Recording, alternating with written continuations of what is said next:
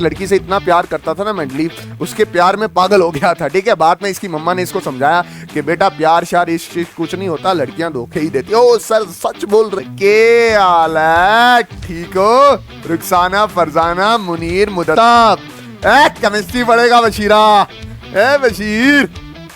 ठीक, उसके वो कौन से, ये देखे 57 से लेकर 71 तक। ठीक है, लैंथनम से लेकर, ठीक है, ये छोटा है कटाइन नॉर्मल एटम से, अनाइन बड़ा है नॉर्मल एटम से, अनाइन बड़ा है नॉर्मल एटम से। थोड़ा लेट बचा है ना, चलो कुछ नहीं, दोबारा। जय हिंद।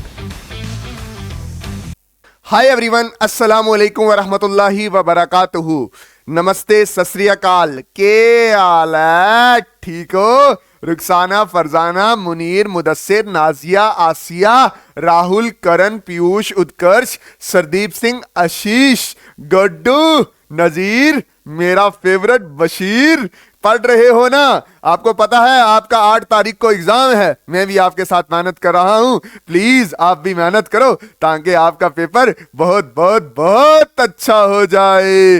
ओके सर, हम आपकी बात मानते हैं और मैं आपके लिए हर एक लेक्चर लाऊंगा, ये याद रखना, कंफ्यूजन मत रखना। एक एक घंटे या 1 घंटे 20 मिनट का लेक्चर होगा जो आपको पूरा पूरा चैप्टर क्या करेगा, रिवाइज करेगा। चलो सर ज्यादा इतना नहीं बोलो, हम आपका मुंह तोड़ रहे हैं। हाँ तो चलो सर स्टार्ट करते हैं। स्टार्ट करने से पहले एक शेर सुना देता हूं, बड़ा मुश्किल से याद करके आया है। कौन सा शेर है? दैट इज तुम न बदले मगर जमाना बदल रहा है। बशीर साहब, तुम न बदले मगर जमाना बदल रहा है। गुलाब पत्थर पे खिल रहा है, चिराग आंधी पे जल रहा है। बशीर साहब, यही एक ख्वाब, यही एक जनून मेरा है कि वहां चिराग जलाऊं जहां अंधेरा है। ओगी हो सुना लिया सर, चलो चलते हैं, हमारे पास इतना टाइम नहीं है। That is 1 shot 3, that is lecture number 3, classification of elements. ठीक, इसका पिटारा खोलते हैं। Periodic classification of an element. Classification का मतलब होता है ग्रुपिंग। क्लासिफिकेशन का मतलब क्या होता है? ग्रुपिंग। अच्छा, किसी बच्चे को कोई भी डाउट होगा, कोई भी कुछ होगा, ये मेरा नंबर लिखा है, कमेंट सेक्शन में भी पूछ सकते हो। कोई बच्चा शर्मा रहा है, नंबर पे टेक्स्ट नहीं कर रहा है, तो आप कमेंट सेक्शन में भी पूछ सकते हो। वहां पे भी मैं पूरी पूरी कोशिश करूंगा कि मैं आपके डाउट्स ले सकूं। अच्छा, मेरी बात ध्यान से समझो। एक चीज मैं यहां पे आपको समझाना चाहूंगा, what do you mean by grouping, कि ग्रुपिंग का मतलब क्या होता है या क्लासिफिकेशन का मतलब क्या होता है। क्लासिफिकेशन का मतलब क्या होता है? क्लासिफिकेशन का मतलब होता है ग्रुपिंग करना या ग्रुप करना, यही मतलब होगा। ठीक है, अब होगा क्या, देखो जैसे फॉर एग्जांपल, समझना ध्यान से। मेरे पास बच्चे पढ़ने के लिए आए 12, ठीक है, सारे 11th क्लास के थे। कहने लगे सर हमने केमिस्ट्री पढ़नी है। ठीक, मैंने 12 का नजीर, बशीर, मुख्तार, राहुल, करण, सरदीप सिंह, आसिया, आशीष, बशीर, पहला नाम बशीर, नजीर। तो आप ध्यान से देखो, अगर मैं सबको 1-1 घंटा दूंगा, 1 घंटा, 1 घंटा, 1 घंटा, 1 घंटा, 1 घंटा, 1 घंटा, सबको अलग अलग 1 घंटा दे रहा हूं। 1 घंटा, 1 आर, 1 आर, 1 आर, तो टोटल कितने का आर दिए? 1 2 3 4 5 6 7 8 9। मैं बोल रहा हूं 12 बच्चे हैं तो 12 दूंगा। अगर यहां पे कल को 24 बट्टे हुए तो 24 घंटे दूंगा। मतलब दिन में मेरे पास टाइम ही नहीं है सोने के लिए, मुंह धोने के लिए, आंखें सूजी रहेंगी तो प्रॉब्लम होगी ना। तो मैंने क्या कर दिया, मैंने बोला यार ये सारे 11वीं के बच्चे हैं, इनका एक ग्रुप बनाते हैं। मैंने इसकी क्लासिफिकेशन कर दी, ग्रुपिंग कर दी, ताकि मैं इन 24 बच्चों को 4 से लेकर शाम 5 बजे तक कमेस्ट्रवा पढ़ा दूं। तो क्लासिफिकेशन का मतलब होता है ग्रुपिंग करना on the basis of similarity. यहां पे सिमिलरिटी क्या है कि ये सारे क्लास 11th में पढ़ता है, क्लास 11th में क्या करता है, पढ़ता है। तो क्लासिफिकेशन कर दी और क्लासिफिकेशन, ये सारे 11th के बच्चे हैं। ठीक है, अब 12th के मेरे पास बच्चे आएंगे तो उनके लिए मैं अलग बना दूंगा, चाहे 50 बच्चा क्यों ना आ जाए 12th का, मैं 5 से लेकर शाम 6 बजे तक उनको टाइम दे दूंगा। मतलब क्लासिफिकेशन का मतलब होता है ग्रुपिंग करना on the basis of similarity. अच्छा देखो, जैसे फॉर एग्जांपल पूरी दुनिया के इंसान हैं,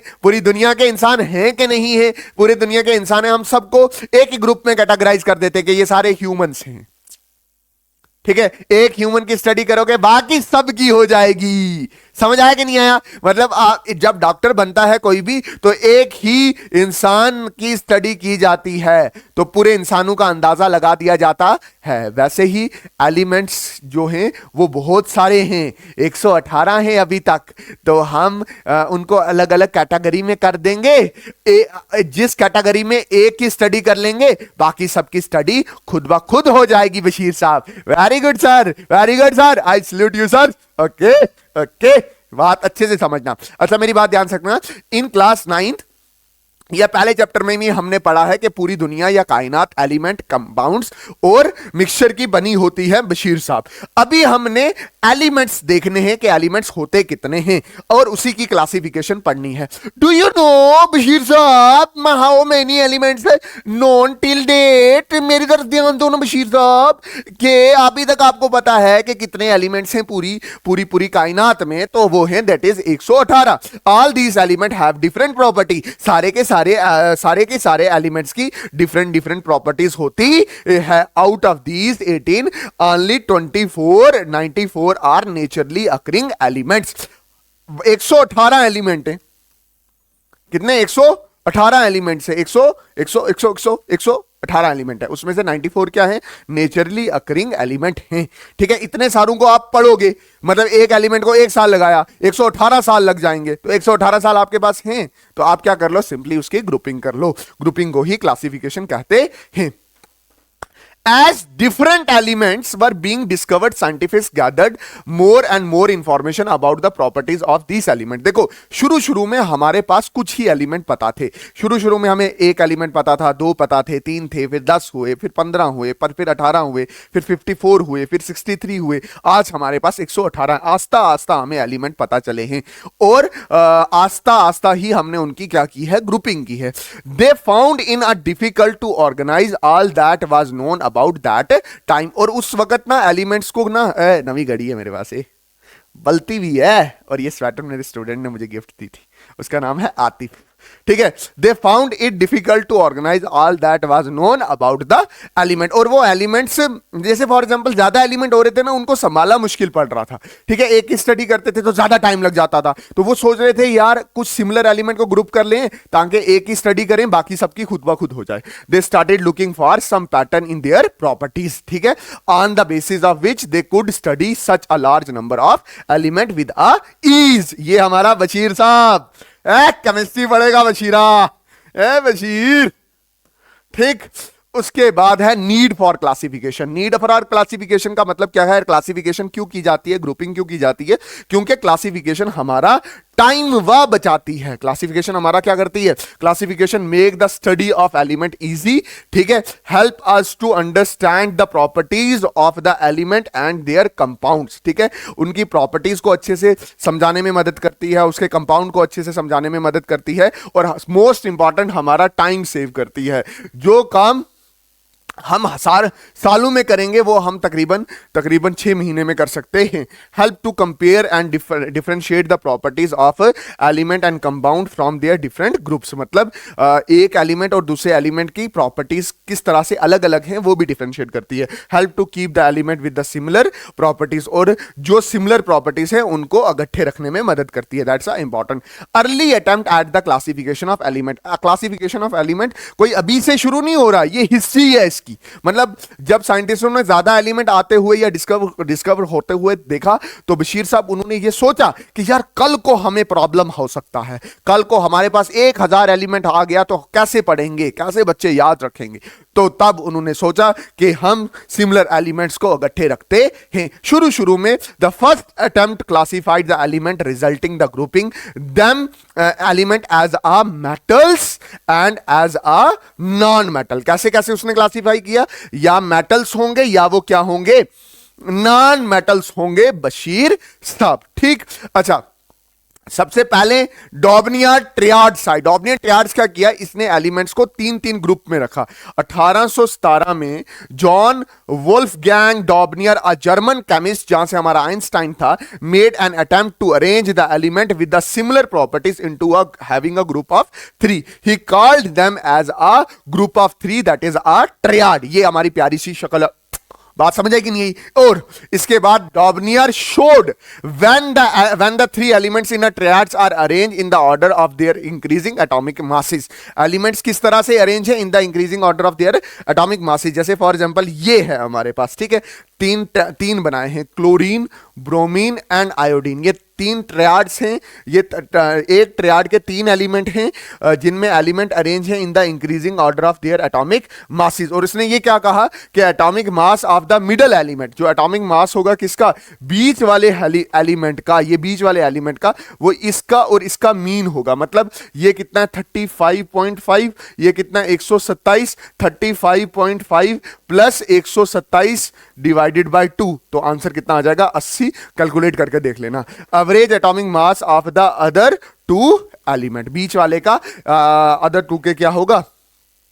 ठीक है। अच्छा, यहां पे कैल्शियम है, ठीक है, ये कैल्शियम है, ये स्ट्रोंशियम है, ये बेरियम है। तो अगर स्ट्रोंशियम का देखा जाए तो कैल्शियम प्लस बेरियम का सम करके डिवाइड कर देना 2 के साथ, ठीक है, ये आप निकालोगे, ठीक। उसके बाद है lithium, sodium, potassium. Lithium, sodium, potassium, तो आप क्या करोगे? लिथियम पोटेशियम को सम करके डिवाइड करोगे 2 के साथ, आंसर कितना आ जाएगा? सोडियम का 23 होगा। तो बहुत सारी ट्रायड्स उसने इस तरह से बताई थी। इंपॉर्टेंस क्या था इसका? दिस मेथड इज सिग्निफिकेंट, ये मेथड सिग्निफिकेंट है क्योंकि पहली बार किसी ने अटेम्प्ट किया था एलिमेंट्स को क्लासिफाई करने के लिए। Predicting the atomic mass and properties of the middle element, मतलब ये बीच वाले एलिमेंट्स, मतलब बीच वाले एलिमेंट जो आ रहा था, जैसे यहां पे सोडियम हो गया, यहां पे सोडियम हो गया, यहां पे स्ट्रोंशियम हो गया, यहां पे ब्रोमीन हो गया, यहां पे ब्रोमीन हो गया, तो ये इसका और प्रॉपर्टीज का कोई, एटॉमिक मास और इसका प्रॉपर्टीज का कोई ना कोई लेना देना था। लिमिटेशन क्या थी? लिमिटेशन ये थी, आराम से समझना, लिमिटेशन क्या थी कि Daubernier could not identified only could identify only 3 triads from the element known at that time। उस वक्त उसने सिर्फ 3 ही ट्रियाड बना सका, जैसे मैंने आपको पहले बता दिया है। The element which were discovered letter did not follow this trend, और जो बाद में डिस्कवर हुए उसने ये ट्रेंड फॉलो नहीं किया। तो बेचारा डॉबनियर क्या करता? भाई हो गया, भाई आपने अटेम्प्ट किया, नहीं हुआ, सही तो नहीं हुआ, अब अगला साइंटिस्ट आके करेगा। दुनिया में साइंटिस्ट की थोड़ी है। ये आए पापा, किसके पापा? डॉबनियर ट्रियाड के पापा आए 1866 में। जॉन न्यूलैंड एक ब्रिटिश का साइंटिस्ट था, इंग्लिश साइंटिस्ट था। Arrange the known element in the order of their increasing atomic masses. उसने एलिमेंट्स को किस तरह से अरेंज किया? On the basis of their atomic increasing atomic masses. Increasing atomic masses पे उसने एलिमेंट्स को क्या किया? क्लासिफाई किया। Found that every 8th element has property similar to the first element, और उसने ये कहा कि हर 8वां एलिमेंट पहले से मिलता होगा। जैसे Sunday, Monday, Tuesday, Wednesday, Thursday, Friday, Saturday, Saturday के बाद फिर आया ना संडे, तो 8वां और पहला क्या है? मिलता है ना।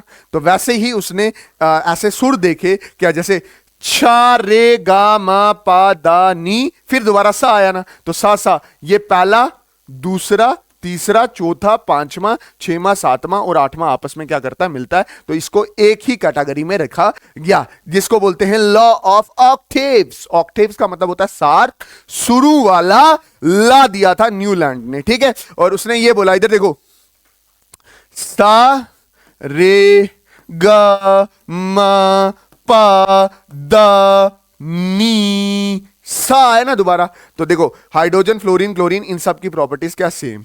फिर सा, फिर रे आ गया, इसकी प्रॉपर्टी सेम है। फिर गा आ गया, इसकी प्रॉपर्टी सेम है, इसकी प्रॉपर्टी सेम है, इसकी प्रॉपर्टी सेम है, इसकी प्रॉपर्टी सेम है और इसकी प्रॉपर्टी सेम है, ठीक है। The law establish a framework for the classification of element with a comparable feature। इसने एक फ्रेमवर्क दिया, इसने बेसिक दिया कि एलिमेंट्स को किस तरह से अरेंज करना चाहिए। Newland was the first to be based on the atomic weight, ये पहला था जिसने एटॉमिक वेट को बेस बनाया, ठीक है, बेस बनाया। Linking the element properties to the atomic base, this law grouped lighter element together, for example lithium, sodium and potassium are combined. इसने लाइटर एलिमेंट्स को, जो कम वेट वाले थे, उनको इकट्ठे ग्रुपिंग की। बात समझ आई कि नहीं आई? ठीक है। और इसने ये कहा कि छोटे वाला पहले अरेंज होगा और मोटे वाला बाद में। इसकी भी लिमिटेशन है क्या? This law was applicable only up to calcium, ये कैल्शियम तक ही एप्लीकेबल है। Properties of the new elements discover did not fit into the octaves, नए आए तो ऑक्टेव्स में फिट नहीं हुए। In a few cases Newland placed two element in a same slot, मतलब कभी कभी उसने सेम स्लॉट में दो एलिमेंट रख दे, मतलब जहां पे एक एलिमेंट की जगह थी वहां पे दूसरा एलिमेंट भी घुसेड़ दिया जबरदस्ती ही, ठीक। Grouping unlike element under the same slot, such Newland law of octave work well with a lighter animals, मतलब लाइटर एलिमेंट्स, मतलब कि जो न्यूलैंड लॉ ऑफ ऑक्टेव्स है वो छोटे एलिमेंट्स के लिए अच्छे से काम करता था, बट बड़े एलिमेंट्स के लिए वो अच्छे से काम नहीं करता था। फिर आता है हमारा प्यारा आशिक मेंडलीव पीरियोडिक टेबल। ये सच में लवर था, एक लड़की से इतना प्यार करता था ना मेंडलीव, उसके प्यार में पागल हो गया था, ठीक है। बाद में इसकी मम्मा ने इसको समझाया कि बेटा प्यार श्यार इश्क कुछ नहीं होता, लड़कियां धोखे ही देती। ओ सर सच बोल रहे हो? नहीं, मतलब ऐसा हुआ था, रशियन का साइंटिस्ट था, तो ऐसा हुआ था इसकी लाइफ में। अगर आप 10th क्लास की बुक खोल के पढ़ते हो, पुरानी वाली, क्योंकि अब तो पीरियोडिक क्लासिफिकेशन 10वीं से हटा दिया गया है, तो वहां पे लिखा हुआ था कि ये हमारे आशिक थे। बाद में मम्मा ने समझाया था कि बेटा प्यार श्यार के लफड़ों से दूर रहो और पढ़ाई पे ध्यान दो, ठीक है। Dimitrij Ivanovich Mendeleev, a Russian chemist, was the most important contributor to the earlier development of the periodic table. शुरू की डेवलपमेंट में बड़ा रोल था इसका, where in the elements were arranged on the basis of fundamental properties, that is atomic mass, ठीक है। और इसने कितने एलिमेंट्स को क्लासिफाई किया था? 63 एलिमेंट्स को क्लासिफाई किया था। और इसने ये बोला था कि element must be arrange in the increasing order of their atomic mass, छोटे वाला एलिमेंट पहले लिखा जाएगा और मोटे वाला या बड़े वाला एलिमेंट बाद में लिखा जाएगा या रखा जाएगा, on the basis of atomic मास को अरेंजमेंट किया था, ठीक है। व्हाट डिड ये नहीं पढ़ना यार, What did Mendeleev do? Mendeleev ने क्या किया? Mendeleev examined the relationship between the atomic mass of element and their physical and chemical properties. उसने atomic mass और physical और chemical properties को analyze किया। physical properties मतलब उसका size क्या है, chemical properties मतलब वो दूसरे के साथ किस तरह से react करता है। Among chemical properties, he concentrated on the compounds found by the element with oxygen and hydrogen. उसने कौन से compound ज्यादा पढ़े? जो ऑक्सीजन और हाइड्रोजन के साथ बनते थे। मतलब ये इसने ऐसा देखा और अपने घर पे इसने बड़ा चार्ट लगा दिया एलिमेंट्स का, अभी मैं बताऊंगा, ठीक है। The formula for the hydrides and oxide formed by a element were related as one of the basic properties of an element. इसको छोड़ दो, नहीं पढ़ना ये, ठीक। उसके बाद उसने इस तरह से चार्ट लगाया अपने घर पे, जिसको क्या बोला? मेंटली गेम ऑफ कार्ड्स, ठीक है। उसको बड़े बेसिक तरीके से उसने एनालाइज किया, यार लिथियम है, बेरिलियम है, बोरॉन है, कार्बन है, नाइट्रोजन है, ऑक्सीजन है, फ्लोरीन है ना। और फिर सोडियम को, मैग्नीशियम को, एल्युमिनियम को, सिलिकॉन, फास्फोरस। और उसने एक चीज एनालाइज की, यार लिथियम, सोडियम, पोटेशियम जब ऑक्सीजन के साथ रिएक्ट करता है उसका बेसिक फॉर्मूला सेम होता है। देख लिथियम 2O, देख सोडियम 2O, ये देख पोटेशियम 2O। तो ध्यान से देखा जाए तो उसने देखा कि एलिमेंट किस तरह से ऑक्सीजन के साथ रिएक्ट कर रहे हैं। देखो ये इधर BO MgO KO CaO, अच्छा फिर इसका देखना B2O3 Al2O3, तो इसका इधर कुछ भी नहीं था। मैं बाद में बताऊंगा कि इसने ना जगह खाली छोड़ दी, ठीक। बड़ा तेज था ये, पापा थे सबके, ठीक है। फिर देखो CO2 SiO2, ठीक है। फिर देखो ध्यान से, ये नाइट्रोजन की मैनी थी, फास्फोरस की भी मैनी थी, आर्सेनिक की भी मैनी थी। तो यहां पे देखो तो मतलब बेसिक उसने देखा ऑक्साइड के फॉर्मूलेस, तो जिसके ऑक्साइड के फॉर्मूले सेम आए तो उसने सेम कैटेगरी में रख दिए, तो ठीक है। मतलब एक बीड़ी पीता है तो सारे बीड़ी पीते, एक मजाक कर रहा हूं, मतलब एक अगर LiO2 है तो ये भी NaO2 है, और ये क्या है K2O है। फिर Mendeleev observation, he observe that elements with similar properties fall in the same vertical group, मतलब सेम वर्टिकल ग्रुप में आएंगे। These vertical groups are called these vertical columns are called, जो ऊपर से नीचे जो होंगे, जो इस तरह से ऊपर से नीचे होंगे, उसको उसने क्या बोला? दैट इज ग्रुप बोला, ठीक। उसके बाद on this basis Mendeleev gave the periodic law, इसकी बेसिस पे उसने मेंडलीव पीरियोडिक लॉ बोला।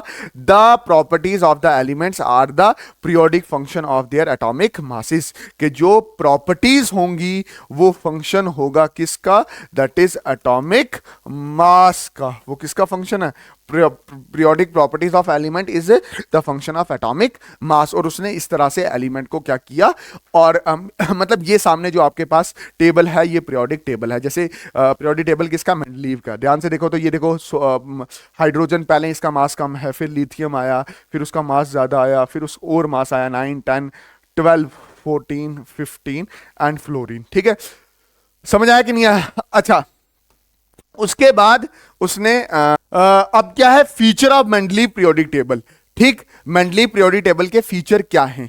फीचर ये हैं कि 8 वर्टिबल कॉलम हैं जिनको आप क्या बोलोगे, ग्रुप बोलोगे, और 6 क्या हैं, हॉरिजॉन्टल रोज हैं जिसको आप क्या बोलते हो, पीरियड बोलते हो। ठीक है, समझ आया कि नहीं आया? मतलब ये वाले अगर आप अच्छे से देखो तो ये क्या है, दैट इज ग्रुप हैं इसके 8, ऐसे करके मतलब ऊपर से नीचे 8 ग्रुप हैं, और जो ऐसे हैं हॉरिजॉन्टल रो हैं वो पीरियड कितने हैं, 6 हैं। 1 2 3 4 5 और 6 पीरियड हैं, और 8 क्या है इसके ग्रुप हैं। ओके, ये बात समझ आई। और ये पीर साहब थे, इसे ये पता था कि यार मेरे से पुराने वाले साइंटिस्ट गलतियां करके गए हैं कि ने मतलब कुछ ये कर रहा है, ये क्लासिफिकेशन कर रहा है, तो इसके दिमाग में ये है कि यार कल को और भी एलिमेंट डिस्कवर हो सकते हैं, तो उनके नाम उसने देके गया। जैसे Mendeleev left group gaps in his periodic table for not of elements not discover at his time. मतलब ये अभी ऐसे बोल रहा है कि यार वो फलाना एलिमेंट और डिस्कवर होगा। ठीक है, और he named this element as a prefix a Sanskrit number, eka for 1, dvi for 2 and tri for 3 for 3 to the name after the preceding elements. जैसे फॉर एग्जाम्पल, जैसे ये हमारे पास है ईका बोरॉन, ईका एल्युमिनियम और ईका सिलिकॉन। मतलब बोरॉन के नीचे इसने लेफ्ट स्पेस छोड़ी ईका बोरॉन के लिए, एल्युमिनियम के नीचे इसने स्पेस छोड़ी किसके लिए, ईका एल्युमिनियम के लिए, और फिर उसके बाद इसने क्या किया, इसने ये किया कि ईका सिलिकॉन के नीचे ना, सिलिकॉन ही है ना, सिलिकॉन के नीचे इसने जगह छोड़ी किसके लिए, ईका सिलिकॉन के लिए। ठीक है, बाद में आके वहां पे स्कैंडियम, गैलियम और जर्मेनियम आके फिट हो गए। क्या, स्कैंडियम गैलियम और जर्मेनियम वहां पे आके क्या हो गए, फिट हो गए थे। मतलब ये उसने जगह छोड़ी हुई थी इन एलिमेंट्स के लिए जो बाद में आके क्या हुए, फिट हुए। ठीक है, उसके बाद he predicted the atomic masses and the properties of several element which are not known at that time. अभी मैंने आपको बताया, जैसे इसने उस वक्त बोला ईका एल्युमिनियम, जो बाद में क्या था, गैलियम था। अभी बताया ईका एल्युमिनियम, बाद में क्या था, गैलियम। तो इसका उसने क्या क्या बताया, इसने उसका एटॉमिक मास बताया। ठीक है, उसने 68 बताया था और ये 69 के करीब था, लगभग सेम है। उसकी ऑक्साइड का फॉर्मूला बताया, जैसे एलिमेंट E2O3, एलिमेंट की जगह GaO3 और EeCl3, और यहां पे गैलियम Cl3। मतलब उसने ऑक्साइड और क्लोराइड के फॉर्मूले बताए थे। सबसे बड़ी स्ट्रेंथ क्या थी, one big strength of this model is कि इसने एक नई अप्रोच लाई थी। इसने ग्रुप का कंसेप्ट दिया था, इसने पहली बार पीरियड का कंसेप्ट दिया था। ग्रुप कितने थे, 8, और पीरियड कितने थे, दैट इज पीरियड कितने थे, 6। ये पहला पॉइंट पढ़ने की कोई जरूरत नहीं, बट दूसरा पॉइंट मैं आपको बताऊंगा। नोबल गैस वर डिस्कवर्ड, और बाद में नोबल गैस डिस्कवर हुए, उसको उन्होंने जैसे ये ग्रुप 1 है, ग्रुप 2 है, ग्रुप 3 है, ऐसे करते करते ग्रुप 8 आते हैं। ठीक है, और उसने ग्रुप 0 में नोबल गैस रखी, कौन सी, helium neon argon krypton xenon radon. ये चीज याद रख लेना। ठीक, उसके बाद आया जी लिमिटेशन मतलब क्या क्या लिमिटेशन थी, पोजीशन ऑफ हाइड्रोजन ना मेंडलीव के दौर में क्लियर हुई और ना मॉडर्न पीरियोडिक टेबल ने क्लियर की। ठीक है, क्योंकि इसकी ये जो हाइड्रोजन है ये एस ब्लॉक से भी मिलता है, एस ब्लॉक में कौन सा ग्रुप, ग्रुप फर्स्ट से भी मिलता है, ग्रुप फर्स्ट से भी मिलता है, और ये ग्रुप 17 से भी मिलता है आज के पीरियोडिक टेबल के, मतलब हलोजन से। जैसे हाइड्रोजन की कुछ प्रॉपर्टी ना किसके साथ मिलती है, that is fluorine, chlorine, bromine, iodine, astatine से, और कुछ प्रॉपर्टीज किससे मिलती हैं, that is lithium, sodium, potassium, rubidium, caesium, francium से मिलती हैं, ठीक है। उसके बाद पोजीशन ऑफ आइसोटॉप, जैसे फॉर एग्जांपल पता क्या है, जैसे उसने हाइड्रोजन के लिए एक ही जगह छोड़ी है ना, बट अब अगर इसके मास देखो तो इसका हाइड्रोजन 1 हो सकता है, हाइड्रोजन 2 हो सकता है, हाइड्रोजन 3 हो सकता है, हाइड्रोजन 2 और 3 को कहां रखेंगे, ये भी तो सवाल आ सकता था, ठीक है। तो वो जगह भी उसने छोड़ी नहीं थी। Wrong order of atomic mass of some elements could be explain. बच्चा देखो ध्यान से, ये आपको कोई नहीं बताएगा टीचर, बट मैं आपको बता देता हूं कि भाई यहां पे इसने बड़ी गलतियां की हैं, बहुत ब्लंडर की हैं। ब्लंडर ये है, इसने बोला कि मोटे वाला बाद में रखो और छोटे वाला पहले लिखो। तो चाचा और उन्हें खुद देखो, खुद आप यहां पे देखो, ये देखो, ये टेल्यूरियम और आयोडीन को देखो, ये 127 है जो पहले रखा गया और 126 को बाद में रखा गया। बात समझे कि नहीं है? होप आपको ये चीज क्लियर होगी कि 127 वाले को बाद में रखा जाना चाहिए था, बट उसको किसने क्या कर दिया, पहले रख दिया है। ऐसे और भी बहुत सारे एग्जांपल्स हैं, ठीक है, बहुत सारे क्या हैं, एग्जांपल्स हैं, जो आप अगर इसमें देखोगे तो आपको मिल जाएंगे कि किस तरह से उसने बड़े वाले एलिमेंट को पहले रखा और छोटे वाले एलिमेंट को क्या करा, बाद में रखा है, ठीक है। अच्छा जी, हुई इतनी बात क्लियर, इतनी बात हुई क्लियर, वेरी गुड बशीर साहब। अच्छा, जैसे आर्गन को देख लो, place before the potassium. Argon देखो थोड़ा सा बड़ा है बट पोटेशियम से पहले रखा है, कोबाल्ट बड़ा है बट निकल से पहले रखा हुआ है। मॉडर्न पीरियोडिक टेबल, ये मोस्ट इंपॉर्टेंट है, इससे सवाल आ सकता है, मोस्ट इंपॉर्टेंट है ये, इसी से सवाल बनेगा। मॉडर्न पीरियोडिक टेबल, इसी से सवाल बनेगा, ठीक है। क्या है modern periodic table? Modern periodic table को डिजाइन करने वाला मतलब पहला अटेम्प्ट किया हेनरी मोजले ने। Showed that the atomic number of an element is the more fundamental property, और उसने ये कहा कि जो एक फ्रीक्वेंसी निकल रही थी एटम की, मतलब रेडिएशन निकल रही थी, उस रेडिएशन की जो फ्रीक्वेंसी थी वो डिपेंड कर रही थी नंबर ऑफ प्रोटॉन पे, directly proportional. Number of proton मतलब एटॉमिक नंबर पे। तो इसने आके ना दौर ही बदल दिया, इसने बोला बकवास है एटॉमिक मास, वो कंसेप्ट ही ना याद रखो, सीधा याद रखो कि एलिमेंट की जो प्रॉपर्टीज हैं वो उसके एटॉमिक नंबर पे डिपेंड करेंगी। मॉडर्न पीरियोडिक लॉ दिया उसने, properties of element are the periodic function of their atomic number. अच्छा, मॉडर्न पीरियोडिक टेबल उसने डिजाइन किया, arrangement of the element in the increasing order of their atomic number, ठीक है। और जो अरेंजमेंट की गई अब एटॉमिक नंबर पे, जैसे मतलब हाइड्रोजन का एटॉमिक नंबर 1 है तो वो बाद पहले लिखा जाएगा, हीलियम का 2 है तो वो बाद में रखा जाएगा, ठीक है। और ये एक्सपेरिमेंट था जब कोई भी एटम, जैसे फॉर एग्जांपल ये एक एटम था, ये दूसरा एटम था, इसका एटॉमिक नंबर 1 था, इसका एटॉमिक नंबर 2 था, तो जैसे एटॉमिक नंबर बढ़ता था यहां पे फ्रीक्वेंसी कम थी और यहां पे जो फ्रीक्वेंसी ऑफ रेडिएशन उससे निकल रही थी वो क्या थी, ज्यादा। तो एटॉमिक नंबर बढ़ाने पे उसकी जो रेडिएशन निकल रही है उसकी फ्रीक्वेंसी क्या करती थी, बढ़ती थी। वहां से साइंटिस्ट के दिमाग में आया कि क्यों आप एटॉमिक मास के पीछे पड़े हो चाचा, आप एटॉमिक नंबर भी तो ले सकते हो। इट डिड अच्छा, उसने किया क्या, देखो, it did away with the limitation of earlier model. उसने आते साथ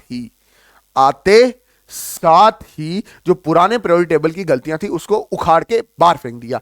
as isotope have same atomic number, अब आइसोटॉप का कंसेप्ट ही नहीं है क्योंकि हमारे पास एटॉमिक नंबर से, but different atomic mass due to the different number of neutrons in them, they could now be place at the same position. क्यों? क्योंकि जो हाइड्रोजन है, हाइड्रोजन चाहे hydrogen atomic number 1, hydrogen atomic number 1, atomic number 1, mass number 1 2 3, तो ये 3 isotope है। अब मुझे ऊपर से थोड़ी कोई लेना देना, एटॉमिक मास से कुछ लेना देना नहीं, अब मुझे किससे लेना देना है, एटॉमिक नंबर से लेना देना है।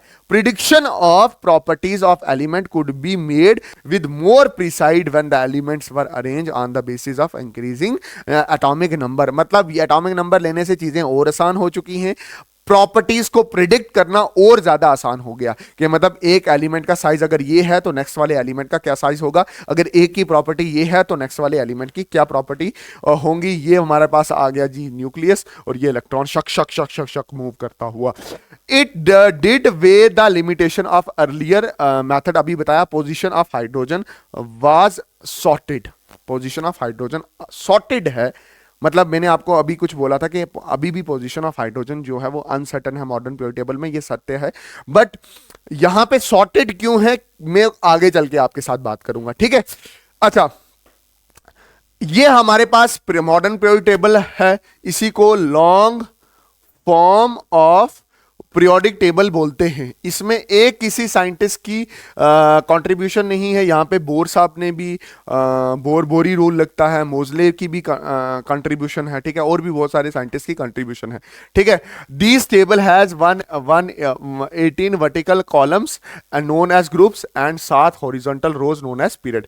ये जो ऊपर से नीचे है 1 2 3 4 5 6 7 8 9 10 11 12 13 14 15 16 17 18, ये 18 ग्रुप हैं, और ये 1 2 3 4 5 6 7 ये हमारे पास क्या है पीरियड से, बात समझ आई कि नहीं आई। और कुल मिला के हमारे पास 118 हैं, उनसे कुछ मेटल है, कुछ मेटालॉइड हैं और कुछ नॉन मेटल हैं, बात समझ आई कि नहीं आई। अगर आपको ध्यान से ये वाला एंड येलो येलो वाला दिख रहा है तो ये सारे क्या हैं नॉन मेटल, ये वाले जो थोड़े पिंक वाले दिख रहे हैं ये सारे क्या हैं मेटालॉइड, और ये वाले जो ग्रीन ग्रीन और थोड़े डार्क ग्रीन दिख रहे हैं ये सारे क्या हैं मेटल्स, ठीक है। अच्छा, अगर आप पूरे पीरियोडिक टेबल को देखो तो इसके ब्लॉक्स हैं, ब्लॉक्स का मतलब एरिया है, जैसे ये 2 ग्रुप हैं, पहले ये एस ब्लॉक में आते हैं, ये वाला जो एरिया है ये डी ब्लॉक में आता है, ये वाला जो एरिया है ये पी ब्लॉक में आता है, और ये एंड वाला जो एरिया है इसको एफ ब्लॉक में डालते हैं। मैं बताऊंगा क्यों डालते हैं, बट ऐसे ही होता है। अगर आप इधर देखना इस पीरियोडिक टेबल, ये थोड़ा सा मैंने अच्छे वाला फोटो दिया है, और इसमें मैं आपको एक चीज बात बताऊंगा। देखो यहां पे देखो ये 1 भी लिखा है ना, इसको और किस तरह से लिख सकते हैं 1A, ठीक है, फर्स्ट ए भी लिख सकते हैं। तो आप सिर्फ ये वाला याद रखो, ग्रुप फर्स्ट सेकंड थर्ड, ये वाला याद नहीं करना, थर्ड बी, ये फोर्थ बी, ये करने की जरूरत नहीं है, आप बस इतना याद रखो third fourth fifth six seventh eighth ninth 10th 11th 12th 13 14 15 16 17 18 ऐसे ही याद करने हैं। अब हमारे पास है ना क्या है बशीर साहब, that is feature of groups, कि ग्रुप्स के क्या फीचर होते हैं। ग्रुप्स होता क्या है, दैट इज ऊपर से नीचे वाला जो कॉलम होता है उसको क्या बोलते हैं, ग्रुप्स बोलते हैं, ठीक है। Groups are not divided into sub groups, जैसे मैंने ध्यान से देखो, जैसे मेंडली पीरियोडिक टेबल में ग्रुप्स के सब ग्रुप्स बनते थे ना सर, वो कहां पे, वो यहां पे बेटा, क्योंकि आप पहले पढ़ते नहीं हो, बाद में सारा कुछ मुझे बोलते हो सर ये वाला नहीं है, ये वाला नहीं है। तो ये ध्यान से देख लो कि ये जो ग्रुप्स हैं मेंडलीव में, ये 2 सब ग्रुप्स में डिवाइडेड है। ये ग्रुप 1 ग्रुप ए और बी में डिवाइडेड है, ग्रुप सेकंड ए और बी में डिवाइडेड है। मेंडलीव ने ग्रुप्स के भी सब ग्रुप्स बना रखे थे, बट हमारा मॉडर्न पीरियोडिक टेबल में ऐसा कुछ नहीं है, कोई कंफ्यूजन क्रिएट नहीं की कि ग्रुप्स के अंदर भी सब ग्रुप्स बनाओ, ऐसा कुछ नहीं है। ध्यान से देखो, सिंपल हमारे पास क्या है, ग्रुप्स हैं। Very good sir, very good sir. अच्छा, element present in a group have a same number of valence electron, के जो एलिमेंट्स एक ग्रुप में पाए जाते हैं, जैसे हाइड्रोजन है और साथ में लिथियम है, ये 1 ये 3 होता है, तो एक इसका इलेक्ट्रॉनिक कॉन्फ़िगरेशन 2,1 इसकी इलेक्ट्रॉनिक कॉन्फ़िगरेशन, इसके वैलेंस इलेक्ट्रॉन भी 1 है और इसके वैलेंस इलेक्ट्रॉन भी 1 है। वैलेंस मतलब लास्ट शेल में कितने इलेक्ट्रॉन हैं, ये हाइड्रोजन इसकी लास्ट शेल में 1 ही इलेक्ट्रॉन है, और ये लिथियम इसकी लास्ट शेल में, पहली शेल में 2 इलेक्ट्रॉन हैं और दूसरी शेल में कितने हैं, दैट इज 1 इलेक्ट्रॉन है। फिर elements have a same valency, valency का मतलब क्या हो गया, कितने बॉन्ड बनाएगा, ये भी 1 बॉन्ड बनाता है, ये भी 1 बॉन्ड बनाता है। निकालने का तरीका मैं बाद में समझाएगा valency. Number of shell increase as we move down the group, जब आप ऊपर से नीचे जाते हो तो नंबर ऑफ शेल्स क्या करते हैं, बढ़ते हैं। Element in a group have a same chemical properties, जो एक ग्रुप के एलिमेंट्स होते हैं वो सारे के सारे केमिकली क्या होते हैं, रिलेटेड होते हैं। The physical properties of the element in the group very gradually, physical properties क्या मतलब, उसका साइज छोटे से क्या हो गया, बड़ा हो गया, वेरिंग ग्रेजुअली। ये सारी चीजें इंपॉर्टेंट हैं किसके लिए, that is classification of element, feature of period. Period क्या होता था जब आप वहां से इधर आते थे, ठीक है, जैसे आप हाइड्रोजन से कहां आ गए, हीलियम की तरफ आ गए, जैसे आप लिथियम से कहां की तरफ आ गए, आर्गन की तरफ से आ गए। Element of a period do not have the same number of valence electron, same number of valence electron नहीं होते एक ही पीरियड में, they contain same number of shell, but उनके शेल क्या होते हैं, सेम होते हैं। जैसे इसमें भी एक शेल है, इसमें भी एक शेल है, इसमें भी कितनी शेल्स हैं, 2 शेल्स हैं, और इसमें कितनी शेल्स हैं, 2 शेल्स हैं। The number of valence shell increase by 1 unit as the atomic number increase by 1 unit on moving from left to right। ये क्या बोलने की कोशिश कर रहा है, इसको समझा। बोलता है the number of valence shell increases, number of valence shell electron क्या करता है, इंक्रीज करता है by 1 unit as the atomic number increase. पता क्या बोलने की कोशिश कर रहा है, बोलता है जब आप यहां से आगे चलते हो, लिथियम के बाद क्या आता है, बेरिलियम, तो लिथियम में 3 इलेक्ट्रॉन होते हैं और बेरिलियम में कितने होंगे, 4 इलेक्ट्रॉन होंगे, 2 इधर होंगे और 2 इधर होंगे। तो ध्यान से देखा जाए तो हुआ क्या कि जब आप एक एलिमेंट आगे बढ़ते हो तो नंबर ऑफ इलेक्ट्रॉन क्या करता है, बढ़ता है। Chemical properties of element changes as the number of valence shells electron changes. मतलब जब आप इधर से इधर जाते हो वैलेंस शेल इलेक्ट्रॉन बढ़ता है, इसमें 1 था, इसमें 3 है, फिर आगे कितने आ जाएंगे, 4 आएंगे, 5 आएंगे, 6 आएंगे, 7 आएंगे, 8 आएंगे। इसी तरह से केमिकल प्रॉपर्टीज भी बदलती है। तो यहां पे चाचा याद रखना कि केमिकल प्रॉपर्टीज डिपेंड करती है number of valence shell electron पे, ठीक है। अच्छा, the number of element in a period is based on how the electrons are filled into a various shell। जैसे पहली शेल में कितने इलेक्ट्रॉन्स होते हैं, दैट इज 2, है ना। पहले पीरियड में 2 एलिमेंट हैं, क्योंकि पहली शेल में कितने इलेक्ट्रॉन भरे जाते हैं, 2 इलेक्ट्रॉन भरे जाते हैं, ठीक है। दूसरे पीरियड में 8 इलेक्ट्रॉन है, पहले पीरियड में 2 इलेक्ट्रॉन, दूसरे पीरियड में 8, क्योंकि दूसरे पीरियड में कितने इलेक्ट्रॉन भरे जाते हैं, 8 भरे जाते हैं। बात समझे कि नहीं आई। तीसरे पीरियड में कितने, 8 इलेक्ट्रॉन, क्योंकि तीसरे पीरियड के शेल में कितने इलेक्ट्रॉन भरे जाते हैं, 8 भरे जाते हैं। वही कहने की कोशिश कर रहा, बोल रहा है the number of element in a period is based on how electrons are filled into a various shell. पहली शेल में पहला पीरियड 2 इलेक्ट्रॉन, तो 2 एलिमेंट आएंगे। फिर the maximum number of the electrons that accumulated in a shell depend upon the formula that is 2n square। मतलब ये ध्यान से देखो ना, ये वाला न्यूक्लियस आ गया, ये पहली शेल आ गई, ये दूसरी शेल आ गई, ठीक है। एक शेल में कितने इलेक्ट्रॉन जाएंगे वो किस फार्मूले पे डिपेंड करता है, 2n स्क्वायर पे। सेकंड चैप्टर में मैं अच्छे पढ़ा चुका हूं, मैंने अच्छे से बताया था आपको किस तरह से पहली शेल में कितने होते हैं, 2 इलेक्ट्रॉन होते हैं, दूसरी में कितने होते हैं, 8 होते हैं, ठीक है। फिर कितने होते हैं, 18 होते हैं, और फिर कितने होते हैं, 32 होते हैं, ठीक है। अच्छा, for example K shall have 2, hence the first period has a 2 electron। L shall have 2n is equal to 2 का square, that is 8, hence the second period has 8 elements। The third, 4th, 5th, 6th and 7th period have 8 electron, 8। Third में भी 8 आएंगे, third में भी मैंने बोला 8 आएंगे, 4th में 18 आएंगे, 5th में 18 आएंगे, 6th में 32 आएंगे, और 7th में भी 32 आएंगे रिस्पेक्टिवली। मतलब मेरा कहने का मतलब ये है कि पीरियड 4th, 5th, 6th और 7th की बात कर रहा हूं। पीरियड 4th में कितने हैं, पीरियड 4th में है 18, 5th में भी 18 एलिमेंट आएंगे, इसमें 32 आएंगे, और इसमें कितने आएंगे, 32 एलिमेंट आएंगे, ठीक। अच्छा, इसके बाद मैंने आपको बोला था जो हमारा मॉडर्न पीरियोडिक टेबल है वो ब्लॉक्स में डिवाइडेड है, S block, P block, D block and F block, ठीक है। पहले मैं लिख रहा हूं that is S block element. S block element में क्या होता है, the S block elements are those element in which उनका लास्ट इलेक्ट्रॉन जो लास्ट इलेक्ट्रॉन होता है वो इंटर कहां करता है, वो इंटर करता है एस सब शेल में। सर करके बताना जरा, मैं आपको बिल्कुल अच्छे से करके बताता हूं। जैसे ये मेरे पास हाइड्रोजन है, तो hydrogen atomic number 1, electronic configuration 1s1 है, तो लास्ट इलेक्ट्रॉन कहां इंटर किया, दैट इज 1 में। इसी तरह से मैं आपको लिथियम करके बताता हूं। लिथियम 3, तो मैं कैसे लिखूंगा, 1s2, 2s1, last electron s में इंटर किया, तो ये s ब्लॉक से बिलोंग करता है, ठीक है। इसमें 2 ग्रुप होते हैं, जैसे ये वाला एक ग्रुप मैंने आपको बता दिया, ग्रुप 1, और दूसरा ग्रुप मैं इधर बता रहा हूं, बेरिलियम होता है 4। इसको कैसे लिखेंगे, 1s2, 2s2। यहां पे भी लास्ट इलेक्ट्रॉन कहां इंटर कर रहा है, दैट इज सेकंड में, दैट इज एस ब्लॉक में। तो ये भी कौन से ब्लॉक से बिलोंग करेगा, एस ब्लॉक में बिलोंग करेगा। इसी तरह से आप बाकी एलिमेंट देखोगे तो उसके साथ भी ऐसा ही होता है। और जनरल इलेक्ट्रॉनिक कॉन्फ़िगरेशन जो रहती है वो क्या रहती है, दैट इज NS2 रहती है, NS2। General electronic configuration of s blocks are NS2। और ये याद रखना, ये सारे के सारे क्या होते हैं? मेटल्स होते हैं। ये सारे के सारे क्या होते हैं? मेटल्स होते हैं। उसी तरह से हमारे पास होते हैं p ब्लॉक।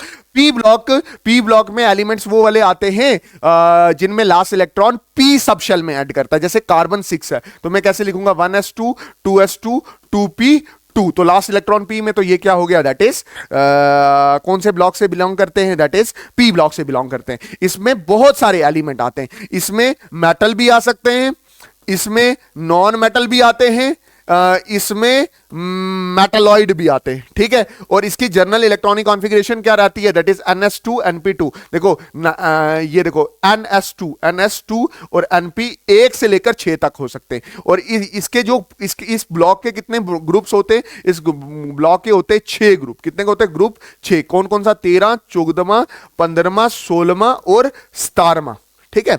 यही होता है ना, 6 ग्रुप होते हैं ना, 17वां और 18वां। 1 2 3 4 5 6, ठीक है। जैसे अगर आप 18वां ग्रुप देखो, 18वें ग्रुप में कौन सा है? That is helium, neon, argon, krypton, xenon and radon, ठीक है। ये देखो तो fluorine, chlorine, bromine, iodine, astatine, ठीक है। ये देखो तो ऑक्सीजन, सल्फर, सेलिलियम, टैलिलियम, पोलिलियम, ठीक है। ये देखो तो ये कौन सा ग्रुप हो जाएगा? Nitrogen, phosphorus, arsenic, antimony, bismuth, ठीक है। फिर ये देखोगे तो ये कौन सा होगा?